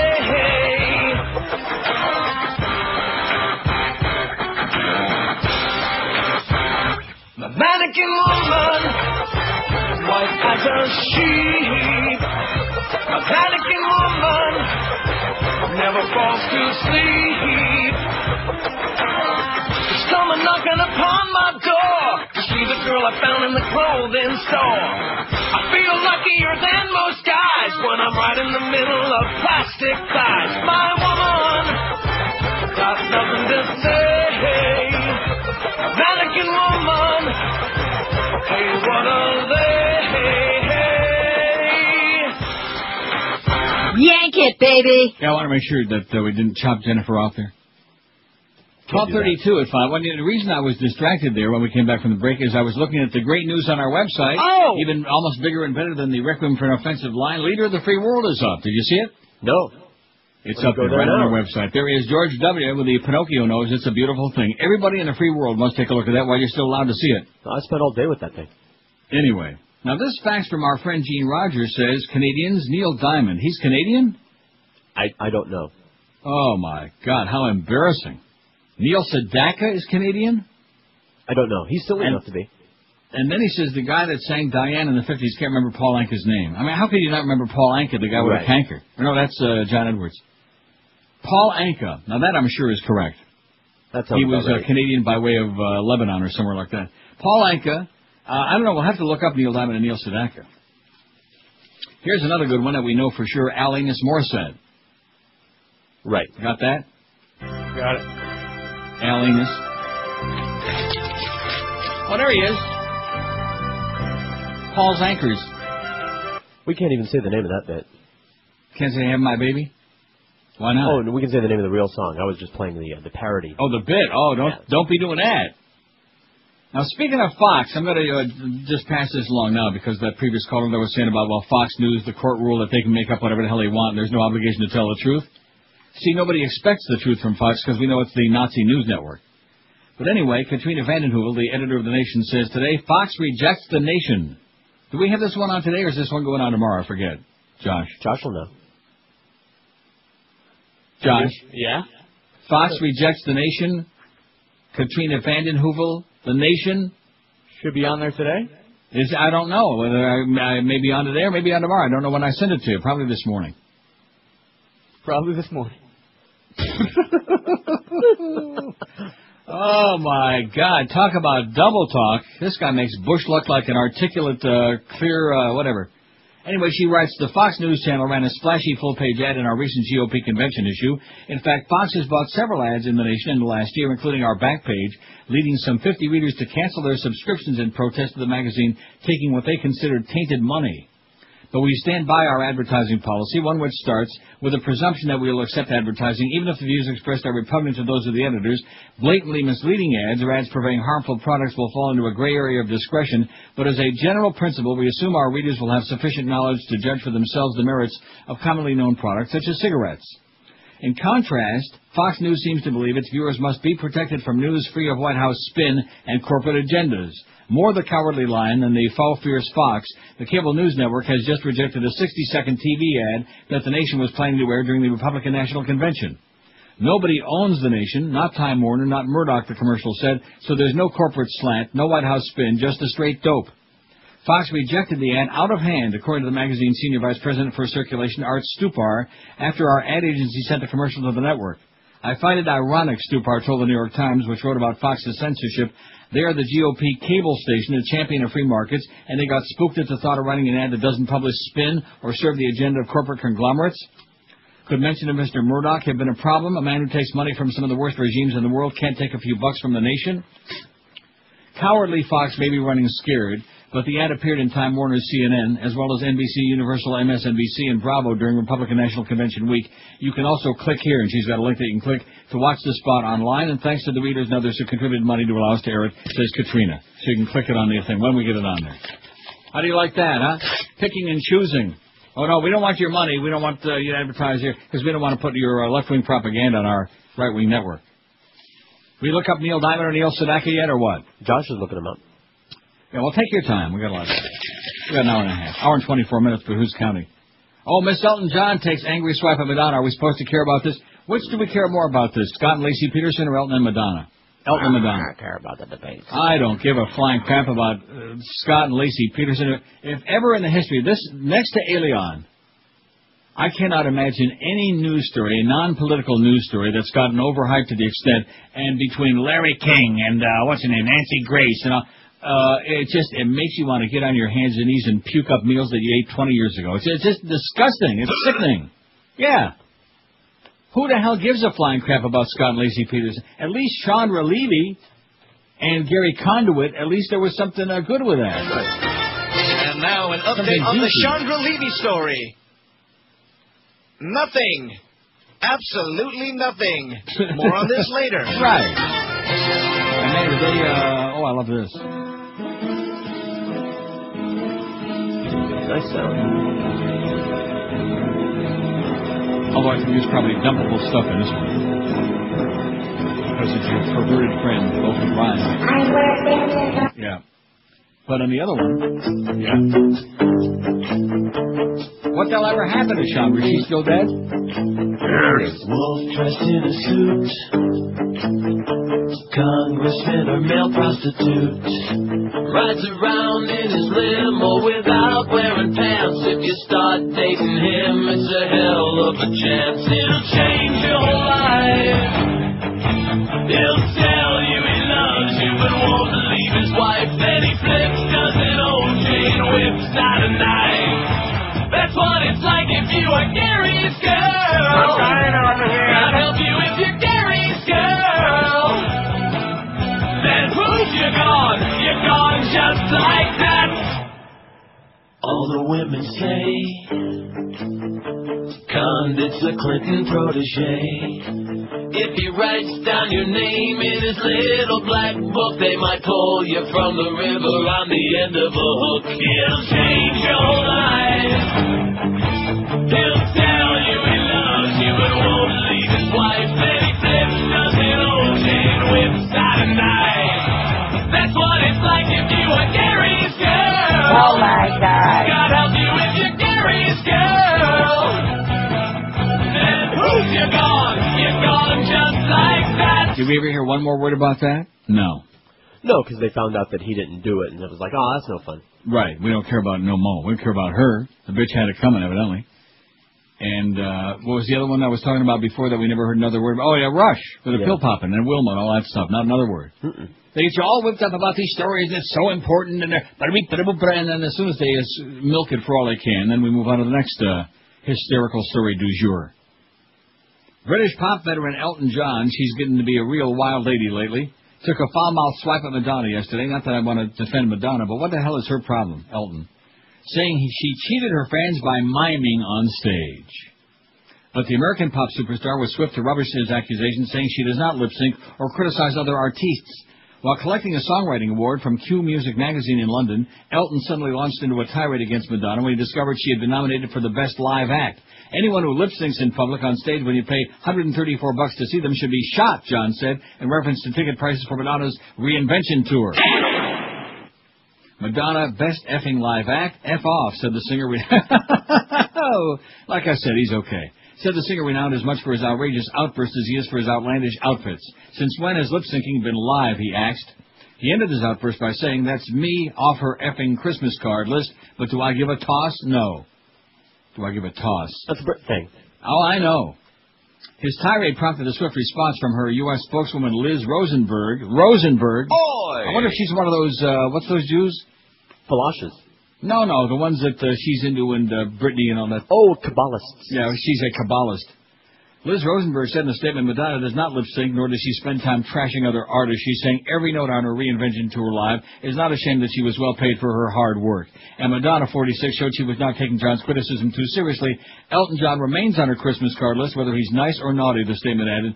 Madonna lost out to British band Muse for the live act title, Thank God. Elton hit the headlines in Taiwan last month when confronted by a wall of flashing cameras at Taipei Airport. He lashed out at the local media, calling them rude, vile pigs. Oh.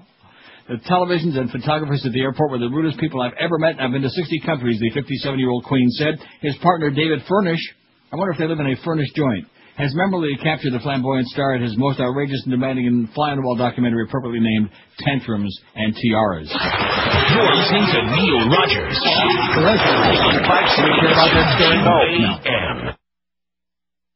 After further review, Buffalo still sucks. Oh! Superstar Madonna may seem loose, wearing nothing but silver crosses and metal collars. But when it comes to cash, let me tell you, this blonde baby is tight with a bug. Madonna doesn't travel first class, no. Instead, she bags her body and jumps in a box. Federal Express yourself, baby. Put your body in a box. You know you got to. Federal Express yourself, baby. 'Cause part proposed really sucks. When you absolutely positively don't care how you get there. Be just like Sean Benzex, an early morning pickup with an overnight delivery guarantee. You got to just settle for second best, baby. Put your body in a box. You know you got to. Federal Express yourself, baby. Don't think your head is full of rocks. Here's It's 1246 at 560 WQAM. Here's the deal. Who's your all-time favorite Canadian celebrities? Our poll question. 492 votes. Comme si, comme ça. Well, I don't think we got the poll up there till after 11 o'clock, did we? Because we came on like at 10:40, then we had all these other fish to fry. About 11 o'clock. That's not too bad. John Candy's got 100. Nobody's going to touch Fat John. Mike Myers, 68. Jim Carrey, 53. Neil Young, 47. Leslie Nielsen, 37. William Shatner, 36. Michael J. Fox, 22. Phil Hartman, 21. Avril Lavigne, 12. Shania Twain, 11. Burton Cummings of the Guess Who, 10. Donald Sutherland, 8. The only thing I like... Now, he was in a couple of good movies, but... The Invasion of the Body Snatchers. Right. Eye of the Needle. At the very end of the movie. Yeah, that was good. Raymond Burray. She had What? Huh? Dan Aykroyd, 8. Celine Dion's got 8. Oh, God. That is sad. Martin Short, 7. Anne Marie, he's got 7. But there's a lot of confused gender on some of these people here, you know? Kiefer Sutherland, 5. Dan Aykroyd, 5. Norm Macdonald, 4. Brian, I still don't know who the hell Norm Macdonald is. Oh, he's a comedian. Right. Can't stand him. He's good.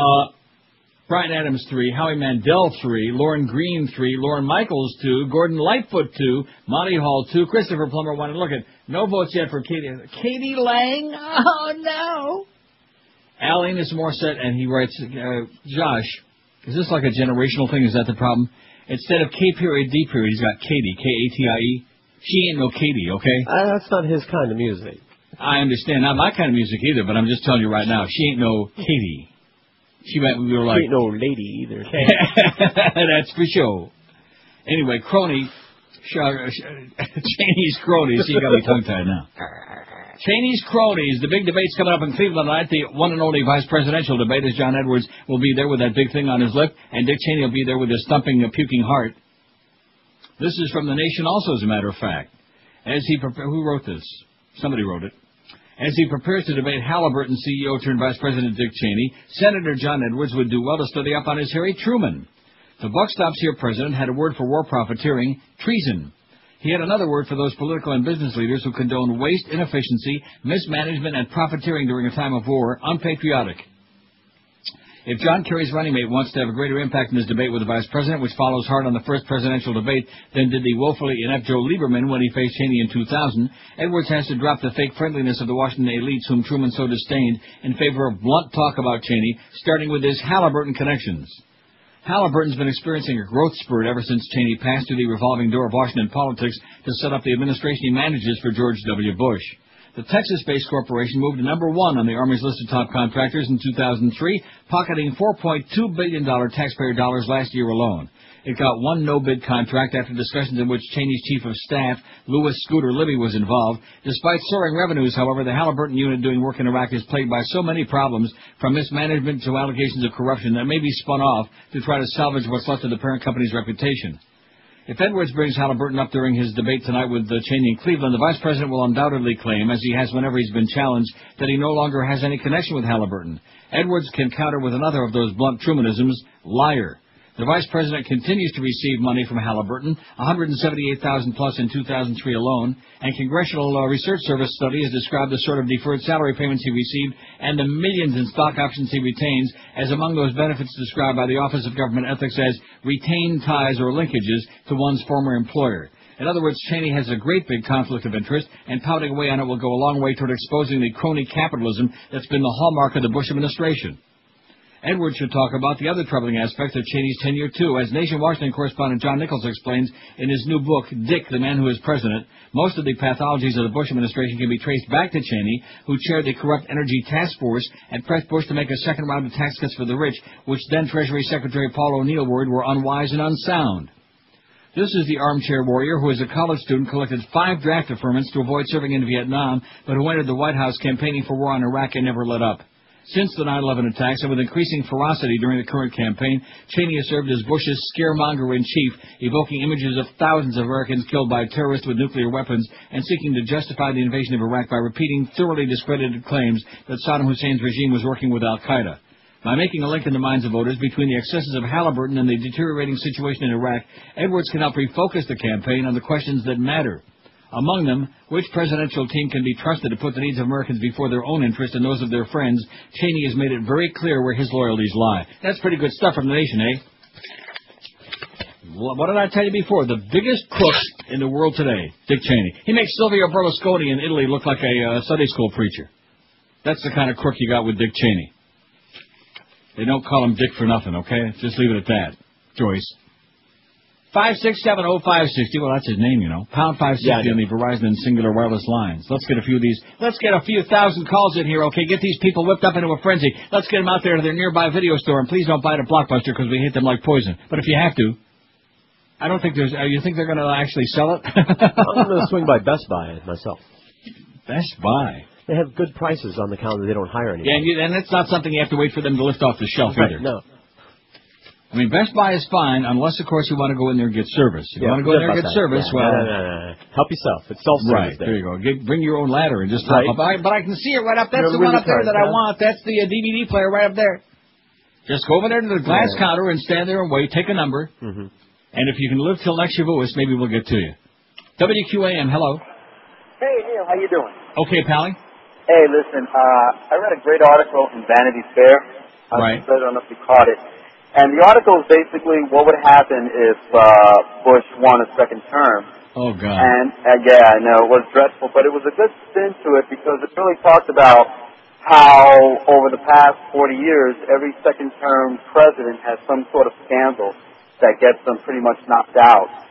And I was just trying to think back, you know, if you recall, what was the last president you thought that had a successful second term? You know, I'm thinking Clinton had his scandal. You know, Reagan had his. Well, what about Eisenhower? Yeah, I mean, that's how far back you really have to go. I mean, Eisenhower had a couple of scandals that were like minor. You know, there was Nixon with the gifts, and there was I forget what the guy's name was. There were a couple of those minor scandals in there, but nothing major like a Watergate or a Penisgate or something like that. I know, and the article also talks about how the left, or you know, the liberal side, our side, my side anyway, would be even stronger come the next election up in 2008 because no, we can't wait till 2008. Okay, I know, we can't wait because I'm going to tell you right now, if Bush wins this time, there may be no election in 2008. And don't forget that not too many weeks ago, they were already saying, well, you know, we may have to postpone the election. They kind of like put out a little trial balloon there to see if that would fly, and everybody said, over our dead body, you'll do that. Yeah, but I thought it was an interesting article. If you have an opportunity, maybe take a look at it and maybe take a couple snaps at it because it's interesting reading. And I'd just like to pass on that word. Okay, thanks a lot. All right, buddy. See ya. 5670560. I mean, they did refer to it as Gate. See what I'm saying? Yes, you didn't dump that now, did you? No. Okay, I'm just checking. You never know with the kind of atmosphere, the kind of chill in the air that we have now. Next we'll be dumping movie titles. That was a little a horse of a different... Right there on TV every week. It's a TV. They've had it on a million times. What, Octopussy? Yeah. Oh. It's a James Bond movie, man. I understand that, and so is the other one there. So is the character that we just don't want to overdo that, okay? Because then Duff is going to start getting all upset, and then we'll have to play the Dump Lindsay thing, the Dump Lindsay drop-ins. He's all upset during the start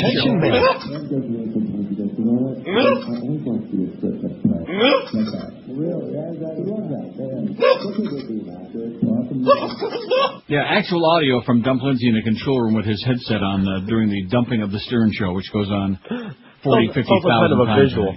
Yeah. WQAM, hello. Yeah, Neil. Yes, sir. My favorite Canadian, Pam Anderson and Wayne Gretzky. Pam Anderson is Canadian? Yes, she is from Vancouver. I'll be darned. Well, thanks for the bad news, for the good news. Thanks a lot, Pally.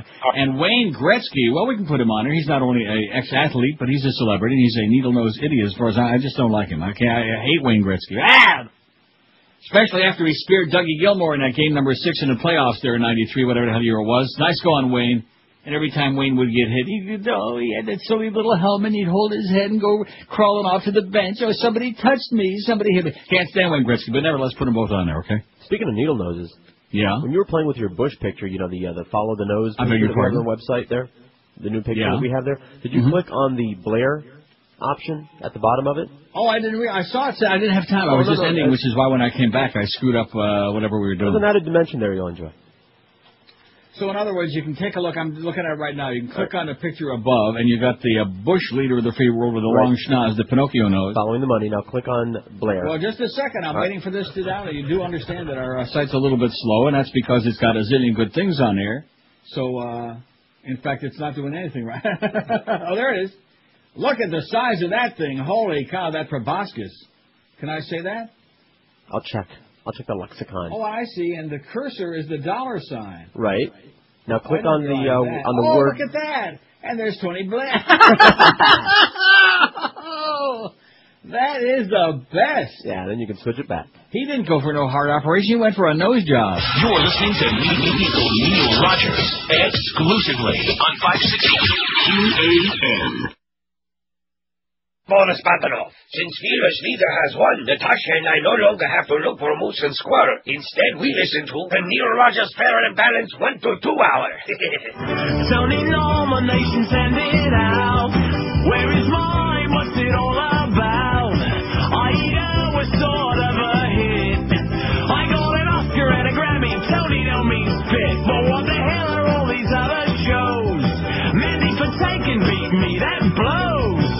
I like to kick him with my cowboy boots. I'm not sure, but I don't think he ever wore a duck suit. Well, what happens to Aida is just a downright mortal sin. I'd rather have one of those orange footballs from the kids of Nickelodeon.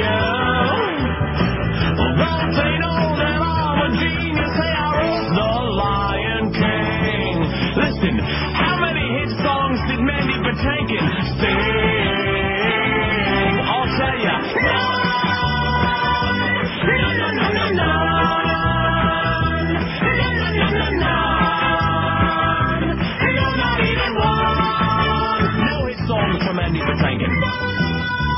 I'll tell you, I'm worn out from looking at that. I didn't realize that when you click on the Tony Blair with a big shot, that the Bush head. In fact, if you watch it long enough, Bush's head actually sits on the tip of Blair's nose. It's a beautiful thing, man. The nose. Everybody must hop on there immediately in the website too. So Charleston Deerfield Beat says, under the heading of a side note, a lot of people probably don't know that when he was at Yale, George Bush was a cheerleader. And although some who shall remain nameless might look upon all male cheerleaders as girly men, well, if it's good enough for Trent Lott, simply because they wear tight sweaters, jump up and down and shake pom-poms over their heads, I personally have no problem with it. And that's because if there's one area in which George Bush has been absolutely consistent throughout his entire life, it's the fact that he's always preferred to stand on the sidelines yelling at somebody else to get in there and kill him. He did it at Yale. He did it again during Vietnam when he cheered the war on while at the same time doing everything he could to keep himself out of it. And now he's doing it once again, only this time he's got millions of his fellow idiots chanting right along with him. There are, of course, a couple of minor differences between now and Bush's days at Yale. For starters, at Yale, the guy in charge of the team made sure that every player was given all the equipment needed to protect them from harm, and as well as took the time to plan strategy for winning before he sent anyone to the field to do battle. Then again, what the hell does a liberal smartass like me know? Good back, Charles from Deerfield Beach. Nice job. You go, boy. Vote 30 or 40 times just to be sure. About 30, man. That's what we're all going to have to do. Vote many, many, many times just to be on the safe side. Because it's obvious the skullduggery that's become part and parcel of what's called voting in Florida is going to be really, they're going to have that thing geared up like crazy. It's going to be an overdrive. They're going to be working overtime. Fat-ass Governor Bush and Glenda in the hood. Probably Catherine Harris will even stop over there for a little, get her licks in too, if you catch my drift. No. You drifting again? Yeah, I'm drifting on it. Oh, this is cute. Senior CIA appointee withdraws over shoplifting. Now, of course, it's an old charge, but nevertheless, this is somebody we can trust. The man named by the new CIA director for the third highest position at the CIA said on Monday he would not take the job following reports that he was caught shoplifting more than 2 decades ago. As a result of recent press articles and attendant speculation, I've decided that I cannot accept an appointment as CIA's executive director, Michael Costo said in a statement. He will, however, work at the agency as a senior advisor to the new director, Porter Michigas, the former Republican chairman of the House Representative, yada, yada. How old was this guy? What? How old was he when he was shoplifting? 10? I would say... About 30, man. Yeah. Doesn't really say here. It doesn't say his age. Anything like that. An adult, let's put it that way. An adult, old enough to know better. Sure. Or maybe he just did these things during his silly youthful days, like in his 40s, like Bush, with all this snorting and... In fact, when you see that nose... it does conjure up images, man, oh man. He could snort up the chalk line in every football field in North America before he's done. They can puke at that thing. Not that we would suggest that. Looking ahead for John Edwards, whereas Dick Cheney, this is his last campaign, but he's steady, he's solid. He probably could articulate the Bush administration policy better than anybody, including the president. So it's a lot is at stake for both guys. Yeah, Edwards is going to slice him up like a piece of halava. You'll see. Need a big saw. WQAM, hello. How about Tom Green, Neil? Tom Green's a good one, thank you. Oh, he's half the man he used to be, but Tom Green. What? He's a nut. Poor Tom Green. As a matter of fact, I'm inspired. Now, that's a very good choice. How can we leave him off?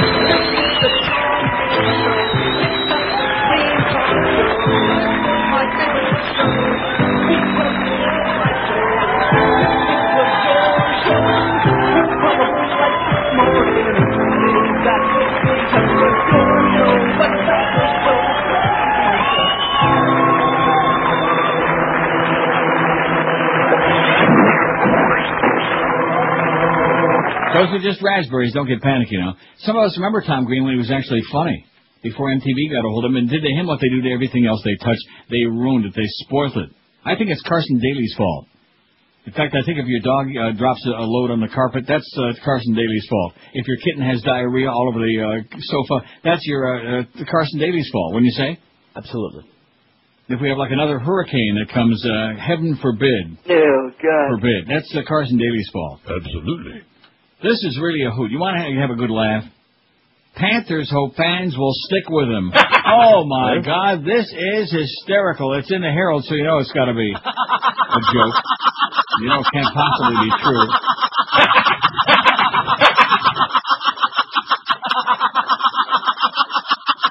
And guess who wrote it? I give up. One guess in the Herald Sports section. Come on. Dave Hyde. No, and he's not even at the Sun. He's at the Sun Sentinel, Dave Hyde. Well, what do I know? Herald. Greg's mouthpiece. Terry Jackson. There you go. Little couch potato with his little brown bag lunch. One of them. I don't know what paper they're in. Although the Panthers will offer season ticket holders their money back, plus 2% interest for games missed during the lockout, the team announced a plan yesterday designed to persuade fans to leave their money with the franchise. Hey, just let us hold that for a while. Let me hold your pen and let me hold your money.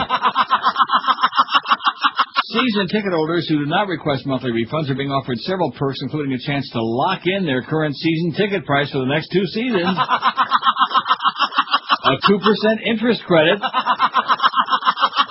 an invitation to a private welcome back party with the players if and when the lockout is settled,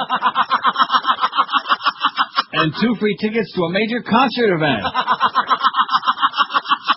and 4 nights of sex with Britney Spears, $100 million in cash, in small bills, a piece of the universe, A trip to the Mars on the first shuttle? Season ticket holders have until October 21st to sign up. Individual game tickets have not gone on sale. Oh, man. That is. Individual game tickets have not gone on sale. And why would that be, you think? I don't know. I mean, stop and think about it. There aren't going to be any games, so why would individual tickets go on sale in the first place? Well, they could still sell some. I mean, there might be games starting like about January 15, which looks highly unlikely at this point. Highly unlikely. Looks like the entire season is SOL. Gone.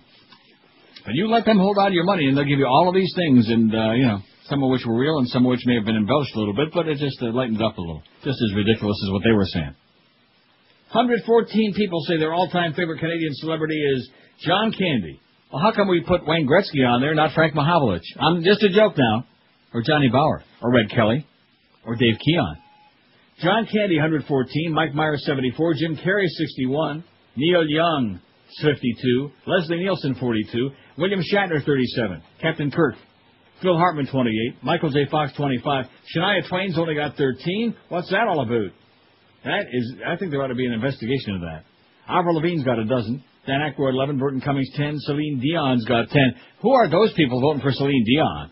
Frogs. We don't have any frogs listening now. Donald Sutherland, 8. This thing's skipping around on me. Raymond Burr's got 8. I had a great line for that, but I'm not even thinking about saying it anymore. Anne Murray, 8. Dan Aykroyd, 7. Martin Short, 7. Kiefer Sutherland, 6. Norm Macdonald, 5. Norm Macdonald had a joke. Told it very bad. Lauren Green, why do you 4. say that? Pamela Anderson, 3. What? About Norm Macdonald. I don't think you know who he is. You know what I'm doing? I'm confusing him with Norm Crosby. That must be it. You know who Norm Crosby is? No. A terrible, terrible old-time comedian. Norm Macdonald was not only funny, but he got fired from Saturday Night Live because he wouldn't stop making O.J. jokes. Oh, I love Norm Macdonald. Yeah. I'm sure I remember for I've seen him. Lauren Green, 4. We know him. Don't eat that apple. Pam Anderson's got 3. Katie Lang, we got that. Nice going, Eric, 3. Hauled Josh's ass out of the ringer with that. Brian Adams has got 3. Howie Mandel stuck on 3, and that's good because he's lame. You think he's even remotely amusing? No. 100 years ago he was cute when it was novel, when it got old. Christopher Plummer's got a pair. Lauren Michaels, 2. Gordon Lightfoot's got 2. Monty Hall's got a pair. Tom Green, Rich Little, Wayne Gretzky, Alanis Morissette just went on there at 563. Yeah, we forgot about Rich Little. But Boca I guess a lot of these people are watching the old original Hollywood Squares. That's a good poll one day for you. Who's your favorite Hollywood Squares? Huh? Well, your favorite game show? Someone who's actually watched that show would have to do the poll about the Hollywood Squares. The original one with Peter Marshall, any version, and George Gobel, and Charlie Weaver. And Paul Lynde? Mm-hmm. Never got through the intro. And Marty Allen and the later one? Get out of here. You never watched Hollywood Squares, my ass. Not either. Oh. 11 after 1 at 560 WQM. We got the Mad Dog at 2, who's probably... Now, what's that clip? Have you got that in the VCS down there or what? Yes, we do. We also have the full version. We have all kinds of versions. What do you mean the full version? Longer than the one we played before? The whole play, but then we have this. Fiedler is dumb, and Dave Wannstedt is dumb-founded. Absolutely correct, sir. All right. Yeah, that's a beauty. That is sensational. Don't forget tomorrow morning before the show, I'll interlock it or that. Yeah. I'll lock it in. Hey, it's that time of the year again when mattress chain stores and showrooms run their phony sales events, Columbus Day sales. You know when a deal sounds too good to be true, it usually is. It's the classic bait and switch technique. Make a tempting offer to get people in, and then aggressively upsell them. Well, you need to pick up the phone right now and get yourself the real honest good deal. Call 1-800-MATTRESS. That's the number for our friends at Dial a Mattress. I've been using these folks for a long time for a coon's age. Dial a Mattress is proud to carry Sealy Posturepedic, the #1 brand in mattresses. Call 1-800-MATTRESS today and you'll get factory direct pricing on all Sealy Posturepedics. When you call 1-800-MATTRESS, you'll get same-day delivery all across South Florida. And by calling 1-800-MATTRESS, you'll choose from the deepest and widest selection of Sealy bedding, all available for same-day delivery like they've been doing forever now. You still can pick the date and 2-hour window for delivery to fit your schedule. All the smart people are doing it. More and more people all the time realize this is the only way to shop for bedding by just picking up the phone right there where you are and making that one easy call. And don't forget, if you need a great Sealy Posturepedic, this is the best deal all the way around on price, selection, and, of course, certainly on delivery. Call them on 1-800-MATTRESS or check them on the web at mattress.com. 1-800-MATTRES. The Howard Stern Show. Neil Rogers, mornings and midday. And sports around the clock. 560 QAM. single artist embodies the spirit of summer like Gordon Lightfoot. Are you serious? Absolutely. And now, Gordon Lightfoot takes the melody from the wreck of the Edmund Fitzgerald and turns up the heat on your favorite summer songs on his new album, Gordon Lightfoot Sweats Out Summer. Sometimes I wonder what I'm gonna do, but there ain't no cure for the summertime blues. Yes, Canada's own Gordon Lightfoot is heating up the Great White North with a red-hot version of this Lovin' Spoonful classic. Out town summer in the city, back of my neck getting dirty and gritty. Just wait until you hear Gordon Lightfoot's novel approach to summer's most famous novelty song. Hello, mother, hello, mother, here I am at Camp Granada. Put your toes in the sand and your fingers in your ears and get ready for Gordon Lightfoot's rendition of this hit from the Janeys. It's summertime, summertime, summertime. Summertime, summertime, summertime. You'll want to stick this collection where the sun don't shine. Rectum. In your CD player. It's Gordon Lightfoot Sweats Out Summer. Oh!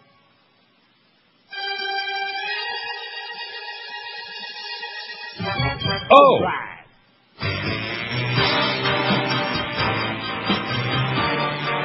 I'm dying over here.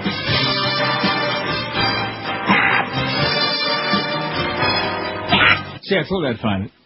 Anyway, Phil faxes and says if we're going to do hockey-related people, then we have to include Don Cherry. Okay, put him on there. By the way, how can we get Canadian TV down here with a big satellite there without one? Well, you can't get it on it or without it.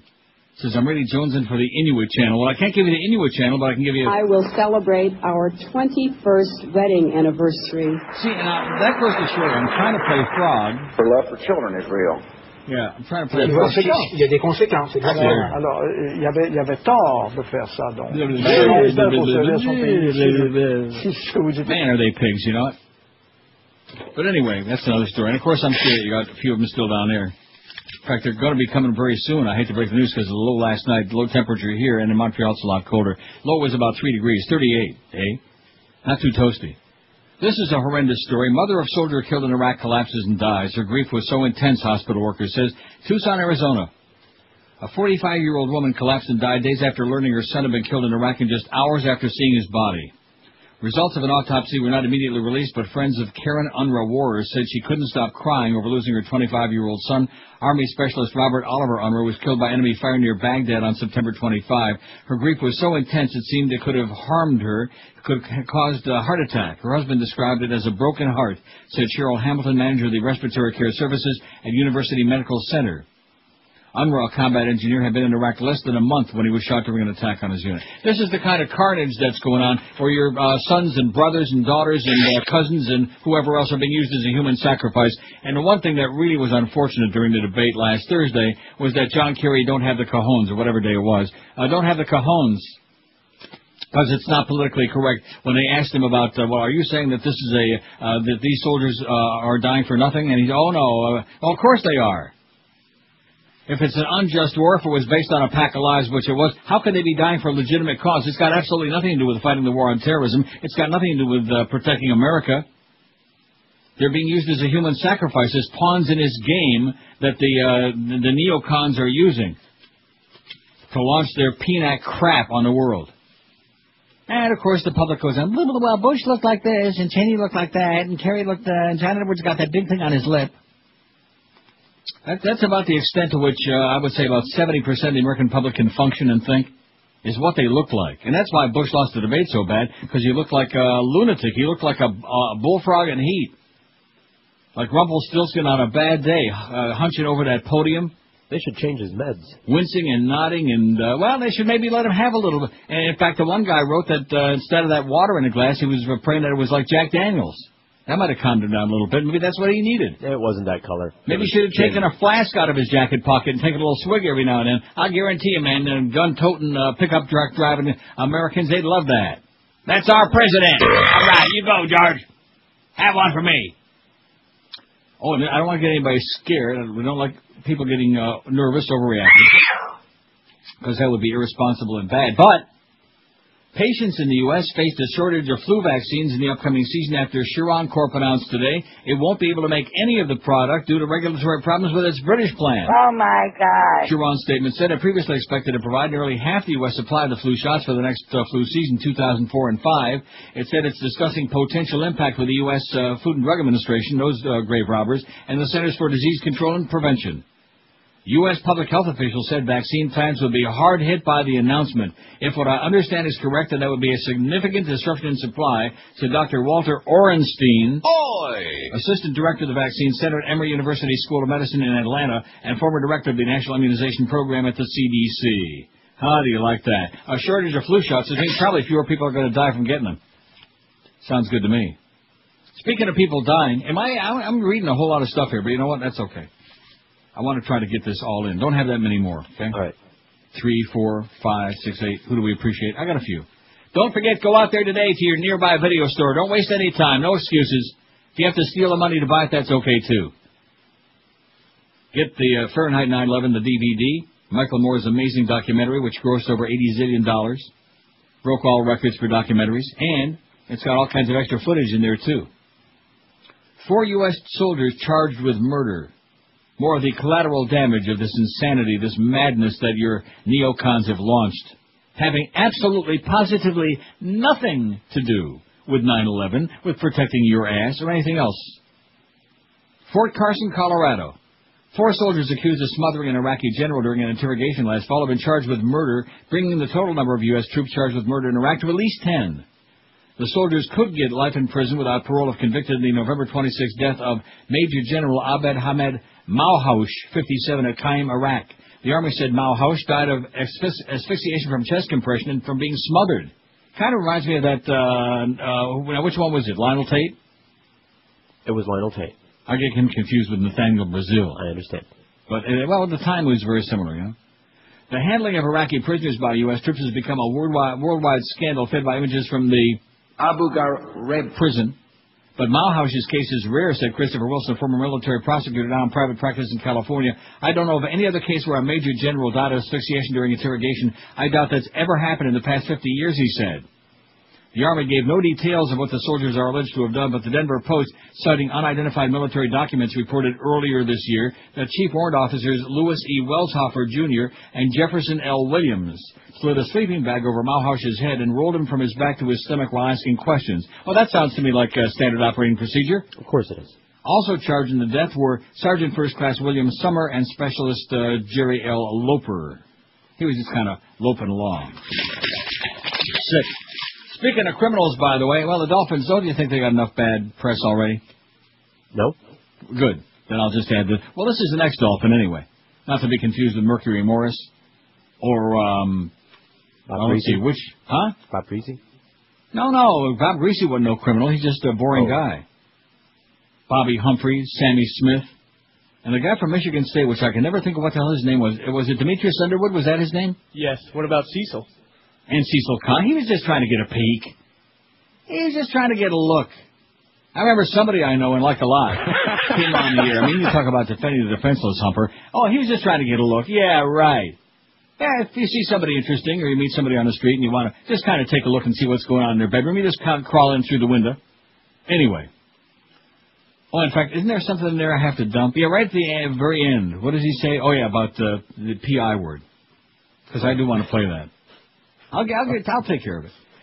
Federal authorities in New York and Florida have accused former Dolphin wide receiver Mark Ingram of an array of crimes, including schemes to cash counterfeit checks, launder drug money, and deal in stolen luxury cars. You go, boy.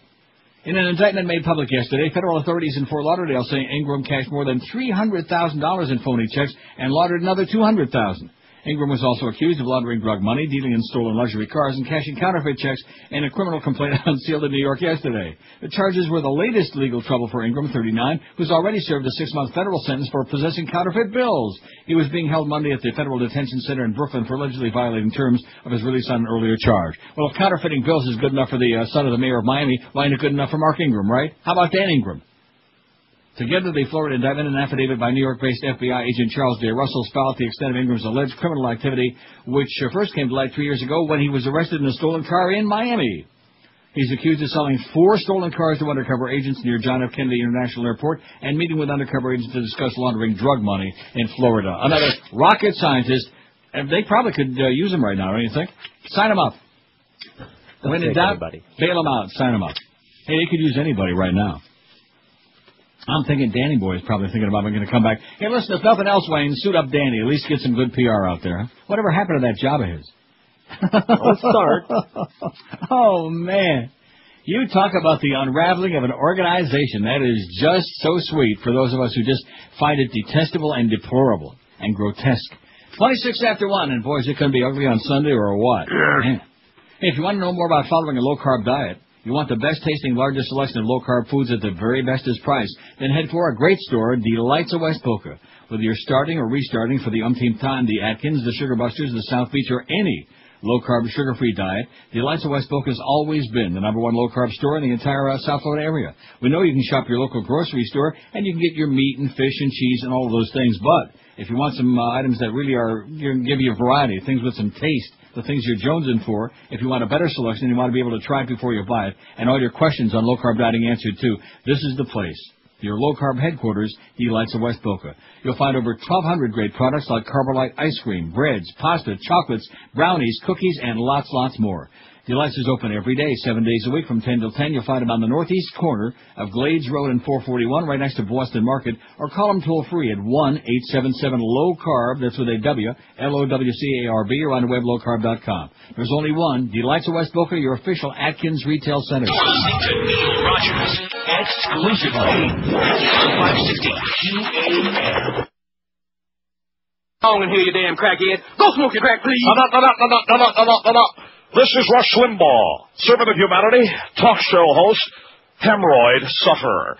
Folks, at over 300 pounds, I know the agony of this kind of dilemma. Ladies and gentlemen, I'm here to tell you there's help.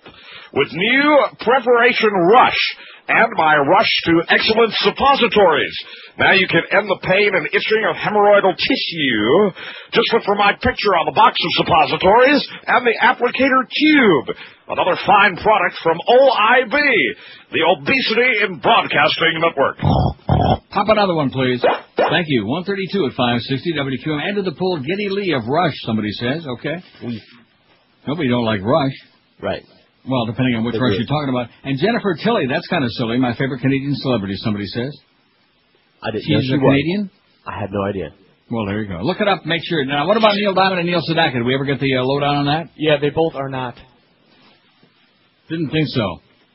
Why now? Gene Rogers, of all people, is a regular faxer, generally a good guy. He must have gotten the supply in early before the weekend. I don't get it. Who's your all-time favorite Canadian celebrity, we're asking today? John Candy, 125. Mike Myers, 77. Jim Carrey, 67. Neil Young, 59. Leslie Nielsen, 45. Bill Shatner's got 37. Phil Hartman, 36. Michael J. Fox, 26. Dan Aykroyd, 15. I'll just do double digits. Shania Twain, 14. Avril Lavigne, 14. And Burton Cummings and Celine Dion at 12 apiece. Oh, yeah, when I think of Burton Cummings, I always think of Celine Dion at the same time. Oh, yeah. Don't you? All the time. Oh, my God. WQAM, hello. Hello? Yes, sir. I just wanted to say that Victoria Gotti's a hottie. Yeah. That was it. And the show still sucks. Yeah, no, but she's still hot, and her boys are fine too. Oh, okay. Well, we'll arrange an orgy for you. Yeah, that's what Anthony Scalia, old Anthony, says in the Supreme Court. Orgies will calm you down. Very sad. The Gotti show blows. 567-0560, pound 560 on the Verizon Singular Wireless line. I'm really not sure. I have seen once. I did see The Apprentice one time, about 5 minutes of it. With the Donald.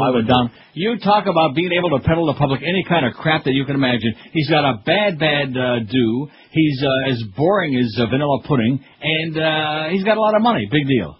And a lot of his business deals have gone south lately anyway. But he's on television, dummy.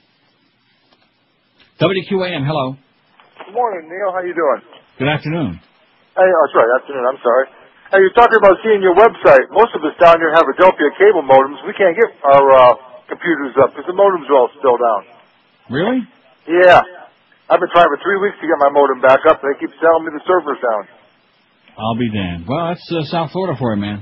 There you go. You have to go to one of them internet cafes where you can get a real computer. Go to the phone line, it sounds like. Good luck, thank you, sir. Love your show. Take care. Bye-bye. How do you like that? I didn't know that. Starting to take it personal, weren't you? Yeah. Not that we're not getting good response on there, but not the way it should be, like today, for example. I mean, anybody that doesn't take a puke at the beaded curtain today, not only for the fine picture of Charlotte Lewis, even if they have no idea who she is, they'll like the picture, but the requiem for an offensive line. Man, the Dolphins may be offensive, but that picture is sure for a lot of folks out there. Let me ask you right now, what's not to like? And then, of course, the leader of the free world with Bush. Oh, you can just sit there and play with that all day, and the picture, too. It's just going to drive you wild. The nose knows, and the nose grows. Isn't that song by Edison Lighthouse? Nobody knows where my Rosemary's nose grows? Something like that. I like that record. I wish I could play it, but it's got that CD's all chopped up. Remember I tried to play that? Yes, indeed. And it's got blah, blah, blah, blah, like that. I did fix that thing real nice, though. You know how the lip is there on the tray? The lip on the tray. Yes. I fixed it. Real nice. Nice going, Neil. Thank you. WQAM, hello. I'm Yourself Radio. QAM, hello.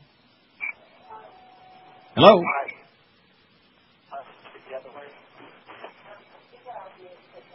Maybe we should leave this one until 2. WQAM, hello. Neil. Yes, sir. God. Oh, I just wanted to report that I picked up my copy of Fahrenheit 9/11 at Costco. They have lots of copies, $18.19. So great. I actually got 2 copies because one's for me and one's to lend out to people at work. I think that if all of us, make sure to lend out our copies to undecided voters, I think we can have a real impact. I hope. Hey, and something else for George. Please check your email. I just sent you a photo. I think that that Neil will want to see. Think Tom Brady. All right. Thanks a lot, Pally. All righty. Bye. Tom Brady stark naked. By the way, thanks to Albert who provided us with the leader of the free world picture. Or was Albert the one with the requiem for which one? Albert, yeah, the requiem for the Dolphins. Oh, requiem for the Dolphin thing. Thanks, Albert. Whoever you are, you're great. What else did he give us once upon a time? Oh, the Celia Cruz, a whole bunch of things. The Celia Cruz thing. Oh, man, we love Celia Cruz in South Florida. It's so bad that she's dead. It's so bad. Howard Cruz. She was a community icon. Celia Cruz, remember that? That's when I finally just lost contact with the Hispanic community, when I had the gall, the unmitigated that's when you cojones, lost contact, yeah. Yeah, to rip Celia Cruz an ass. You were so in tune with them before. Right. No, that's right. We were singing a song side by side beach. We were hanging out in Domino Park on Sundays. Right. Wearing our guayaberas, drinking our Café Cubano. We were right in the conga line there. Café con leche. See. Whatever the hell that crap is. Chicago, Illinois, and Wisconsin. Now, wait a minute. Oh, I see. The city of Chicago and Wisconsin. No, that's not. See, this is bad. They should have. Now, what is this from? It's from, the Quad Cities Channel 8. Well, screw them. They don't know how to do this. Illinois and Wisconsin today are launching a program that lets residents buy cheaper refills on their prescription drugs from Canada, Ireland, and the UK, Governor Rod Blagojevich. That's his name. It actually shows phonetically pronounced. He's a Goy, and his name is Blagojevich. Plans to kick off the program today at a news conference with Wisconsin Governor Jim Doyle. They're starting this program despite federal laws banning prescription drug importation. They're saying, bada bing, up yours. Under their plan, consumers will use a website or toll-free phone number to link them to a Canadian-run clearinghouse that would provide information on costs of about 100 of the most common brand-name drugs. Consumers would then fax or mail in their refill prescriptions, which must pass the doctor's review before being filled by a network pharmacy. See, here again, Kerry's in favor of it. Let's get those cheaper drugs, stop letting the drug companies rip off the public, and Bush, of course, who's in bed with all of the big, you name it, any big corporation. How's Kenny Boyle doing, by the way? You're listening to Neil Rogers, exclusively on 560 QAM. Young is too young. I broke in through her bedroom window at 5 a.m. to dip my wig. What I knew was criminal, but that ain't nothing new if you play for the fish. I guess my girlfriend forgot to tell me that this other bitch was someone else's wife. Oh man, her surly husband was mean and healthy, and I found out when he chased me with a knife. Why didn't that bitch tell me? It was too dark to see. bed with her husband. And that scares the piss out of me. Well, that was Don't good. tell me now. We just got the last letter. Yeah. Didn't we? Hear nothing. No, I had the volume turned down. We just got the last letter. That was all right. 143. Poor Cecil, man. He just wanted to take a look. Just look, go in there, take a look, see what was going on, what she looked like in the sack, and stuff like that. Oh, and speaking of things in the sack, coroner says in Denver, removing man's organs was homicide. And you want to know why? Why? Well, he wasn't completely dead yet. He was mostly dead. A Western Colorado coroner said yesterday that 2 hospitals allowed vital organs to be removed from a man they had proven before they had proven he was brain dead, and he declared the death a homicide. The cause of William Rarden's death was removal of his internal organs by an organ recovery team, Mount Rose County Coroner Mark Young said. He said he didn't believe the case should be a criminal matter, but that it should lead to clarification of what the accepted standard is. Oh, let's ask Terry Schiavo. Maybe she's got the answer. Rarden's heart, liver, pancreas, and 2 kidneys were transplanted in awaiting patients, and yet his brain wasn't dead yet. Well, I can think a lot of people at QAM that if that was the standard, they'd be popping eyes out with body parts like crazy now, kidneys, bladders. Bad news, by the way. I don't want to pee on anybody's parade, especially this close to the election, just 4 weeks from today, and with that big vice presidential debate coming up tonight. Oil prices hit a new record. Above $50 a barrel today as a prolonged U.S. production outage following Hurricane Ivan attracted fresh speculative buying. Oh, no. But thank you for those low gas prices, though, Mr. President. U.S. light crude climbed 75 cents to $50.66 a barrel, and London Brent crude, and there's nothing cruder than those Brits, rose 74 cents to $46.93 a barrel. Why is it that the Brits have got such bad breath and such nasty teeth? I guess they go hand in hand, side by each. Right. Dental plan. God. They have got the nastiest teeth. Jeez, black, nasty, gross. And their teeth, too. Supply anxiety is building ahead of the northern hemisphere winter when demand for heating oil... Oh, boy. It's going to be a long, cold winter, baby. When demand for heating oil surges, inventories of crude and distillates in the world's top energy user, the U.S., are running as much as 4% below last year. U.S. production has been slow to recover from Hurricane Ivan, and people are worried by the low-level crude and distillate inventories ahead of winter, yada, yada. Let's take a look on the gambling channel, which I avoided assiduously, whatever the hell that means. But let's take a look. For our customers. But Dow is down about 20. Oh, no. Crude oil is almost $51 a barrel. Record $50.94. $50.94. Oh, my wow. God. Holy moly. Thanks for those low gas prices, Mr. President. Thanks for that fantastic job you've done of securing peace in the Middle East, too, with that Iraq attack. I noticed that those Israelis and the Palestinians they're giving each other candy and flowers. Yeah, once in a while some of that, but generally speaking, they're exchanging halava. I wouldn't be surprised if the Palestinians are eating Hamantash in come Purim time, wouldn't you think? No doubt. WQAM, hello. Hello. Yes, sir. Talk to Neil. Speaking. How are you, buddy? Good, buddy. How you doing, Pally? Good. I want to tell you that Queer Eye got canceled last week. Yeah. That's it. Oh, okay, thanks. Good. That's good news. Queer Eye got canceled, which I say. All right. Never watched it anyway. See, now, Raymond Burr, there was a good stereotype for gay Americans, but naturally we got to see Paul Lynde and all these screaming flamers on these silly-ass shows. It's really sad. It's tragic. Tragique. C'est tragique. Just like, Fat Albert. I mean, couldn't black people have a little bit better, a better stereotype than, like maybe Barack Obama, for example. There you go. An articulate, literate guy. Who's, I would say Julian Bond, but Julian Bond was light-complected, and, of course, some dark folks say, he's not really even black, So what do we get? We get, like, Fat Albert, and we get the rappers and all the low lives of the universe. And that crap. Well, that's what black be about. Well, of course it's not. What is that? It's like a self-fulfilling death wish is what it's like. Not that we live in a racist country or anything like that. You're listening to Neil Rogers on 560 QAM. Howard David's a bitch.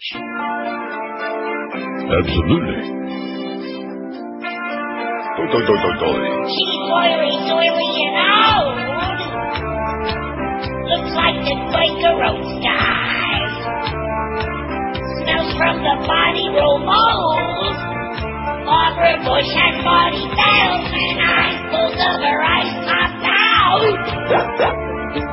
It happened when she realized she raised more criminal clowns. Barbara Bush has Marty Feldman eyes. And she's nasty, old and crafty, and she raised more plays exactly. She's atrocious and takes our freaks to anyone who says they want no Bush. Walks like she's carrying a bowling ball between her thighs and has Marty Feldman eyes. She doesn't mean to score. Barbara Bush has Marty Feldman eyes. She gave us George Bush and Jeb Bush, not to mention Neil and Robin Bush. Filthy rich and fat, and smells just like the magic sauce on a big hat. Barbara Bush resembles Ernest Borgnine on a bad day with Marty Feldman eyes.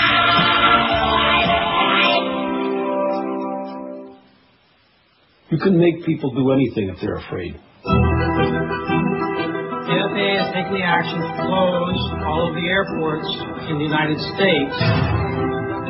All commercial and airline traffic was grounded. But we had some airplanes authorized at the highest levels of our government to pick up Osama bin Laden's family members and transport them out of this country. In the middle of the war, corporations decided to hold a conference to figure out how much money could be made. Once that oil starts flowing, it's going to be lots of money. Whatever it costs, the government will pay you. It's going to be good for business, bad for the people. Congressman, trying to get members of Congress to get their kids to enlist in the Army and go over to Iraq. The USA Patriot Act allows for searches of medical and financial records. It gives law enforcement almost unlimited power. They wait till the middle of the night. It's printed in the middle of the night. How could Congress pass this Patriot Act without even reading it? Sit down, my son. We don't read most of the bills. No one read it. Members of Congress, this is Michael Moore. I would like to read to you the USA Patriot Act. Let the eagle soar. From the corridors of power, Congressman, to the streets of small-town America, to the front lines. This is an impressive crowd, the haves and the have-mores. Some people call you the elite. I call you my base. Comes the true story that will make your temperature rise.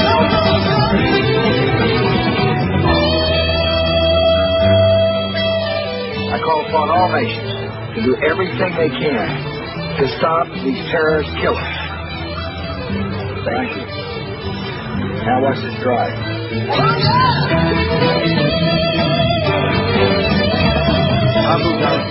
Okay, just a little reminder to go out and pick up the DVD today, Fahrenheit 9/11. Now, I don't know about you. Are you looking at our at the computer right now at the screen? No, as a matter of fact, I was just shutting it down. Well, take a peek at it. Are you seeing our website or any other website at this point? I can't see anything at this point, but Josh can. And? He's reporting quickly. Come on, Josh, talk fast. Does it look like normal? I'll tell you in a minute. Well, now what's going on over there? See, it's 4 minutes till the hour, right. 3.5 minutes till 2, and already these guys are like packing it in, if I can say that. Can I say that? No. They're packing it up, and they're getting ready to go home, which I can understand that, but like, we got a few fish to fry. The normal internet, it looks like to me, is dead. Now, I don't want to get anybody panicky. It could be my computer, but I really doubt it. Yeah, it's yours. I beg your pardon? Everything's fine over here. Is it really? That's right. Maybe my server is down. You think that's possible? How the hell did that happen? Maybe we just had a big Mac attack on our server or something like that. So if you don't get any bedtime stories, you'll know it's because we're on the fritz. I'll be damned. Nothing. And if it was just our website, I'd say, well, there we go again. Somebody's diddling with it again, see? So I can't give you the results, so maybe you want to give the result of what the poll is right now or not, as the case may be. I really don't care. Go for it, Josh. John Candy, 138 votes. Mike Myers, 80. Jim Carrey, 71. Neil Young, 64. Leslie Nielsen, 46. William Shatner, 41. Everybody else, small potatoes. Yeah, exactly. after that. Well, wouldn't that be something if the whole, and I'm thinking to myself, wow, maybe we just had a internet, not that I want to get people panicky, you understand? Oh, my gosh. But maybe it's just me. Maybe it's something that happened with my server here or with the computer. Who the hell knows? It's just out of nowhere. Don't you find that a little bit odd? A little bit strange? Unusual? A little bit. Look at this. This page cannot be displayed no matter which site that you click on. So I'll diddle with it when we're done. A couple of minutes here. WQAM, hello. Oh, now look at that. Uh-oh. Oh, and guess what? Now, what the hell is that all about? All the dots are gone? Yeah. We got them here, though. So what does that mean? I think you're having a line problem. A line problem? Like a telephony problem. And guess who's meddling with our line? Oh, now this could be just a coincidence, but I doubt it. This morning before the show. Oh, no. This freaking engineering department at WQAM, so help me God, we haven't had one moment of downtime with this computer since in the 3 years I've been doing shows here. This studio works as fine as GI wine, and now all of a sudden that Boris Yeltsin has got the number and diddling around with the phone company here because of some alleged problem on this end with the fax thing, which I'm sure is on your end. Now all of a sudden nothing is coming. Oh, whatever they just did there, you better before you leave go out and grab him by those long, I was going to say by the short hairs, but you don't have any. By the long hairs and just drag him bodily around in the hallway there until somebody kicks some sense in his head. See, it's the old QAM motto again. If it ain't broke, screw around with it. Fix it. Oh, God. Well, you know something? Maybe vacation's going to start a couple days early this year. This vacation. Yeah, how are you going to do a show without... yeah, you can't... Everything was going along just hunky-dory. The phone was working just fine. The internet was working just fine. And now we got QAM at it again, screwing with things, just diddling around. Okay, well, it's another project for us to work on. Because like I've always told you, we can never get like more than one toe on the ground at the same time. That's what Miss Muff says. Mad Dog coming up next, the Humper at 4 this afternoon. Heaven help us. Bye, bye, bye! Our Scott Show. Neil Rogers and your show around the clock. Miami, Fort Lauderdale. This is the beast of Fat Jew. I love eating nuts.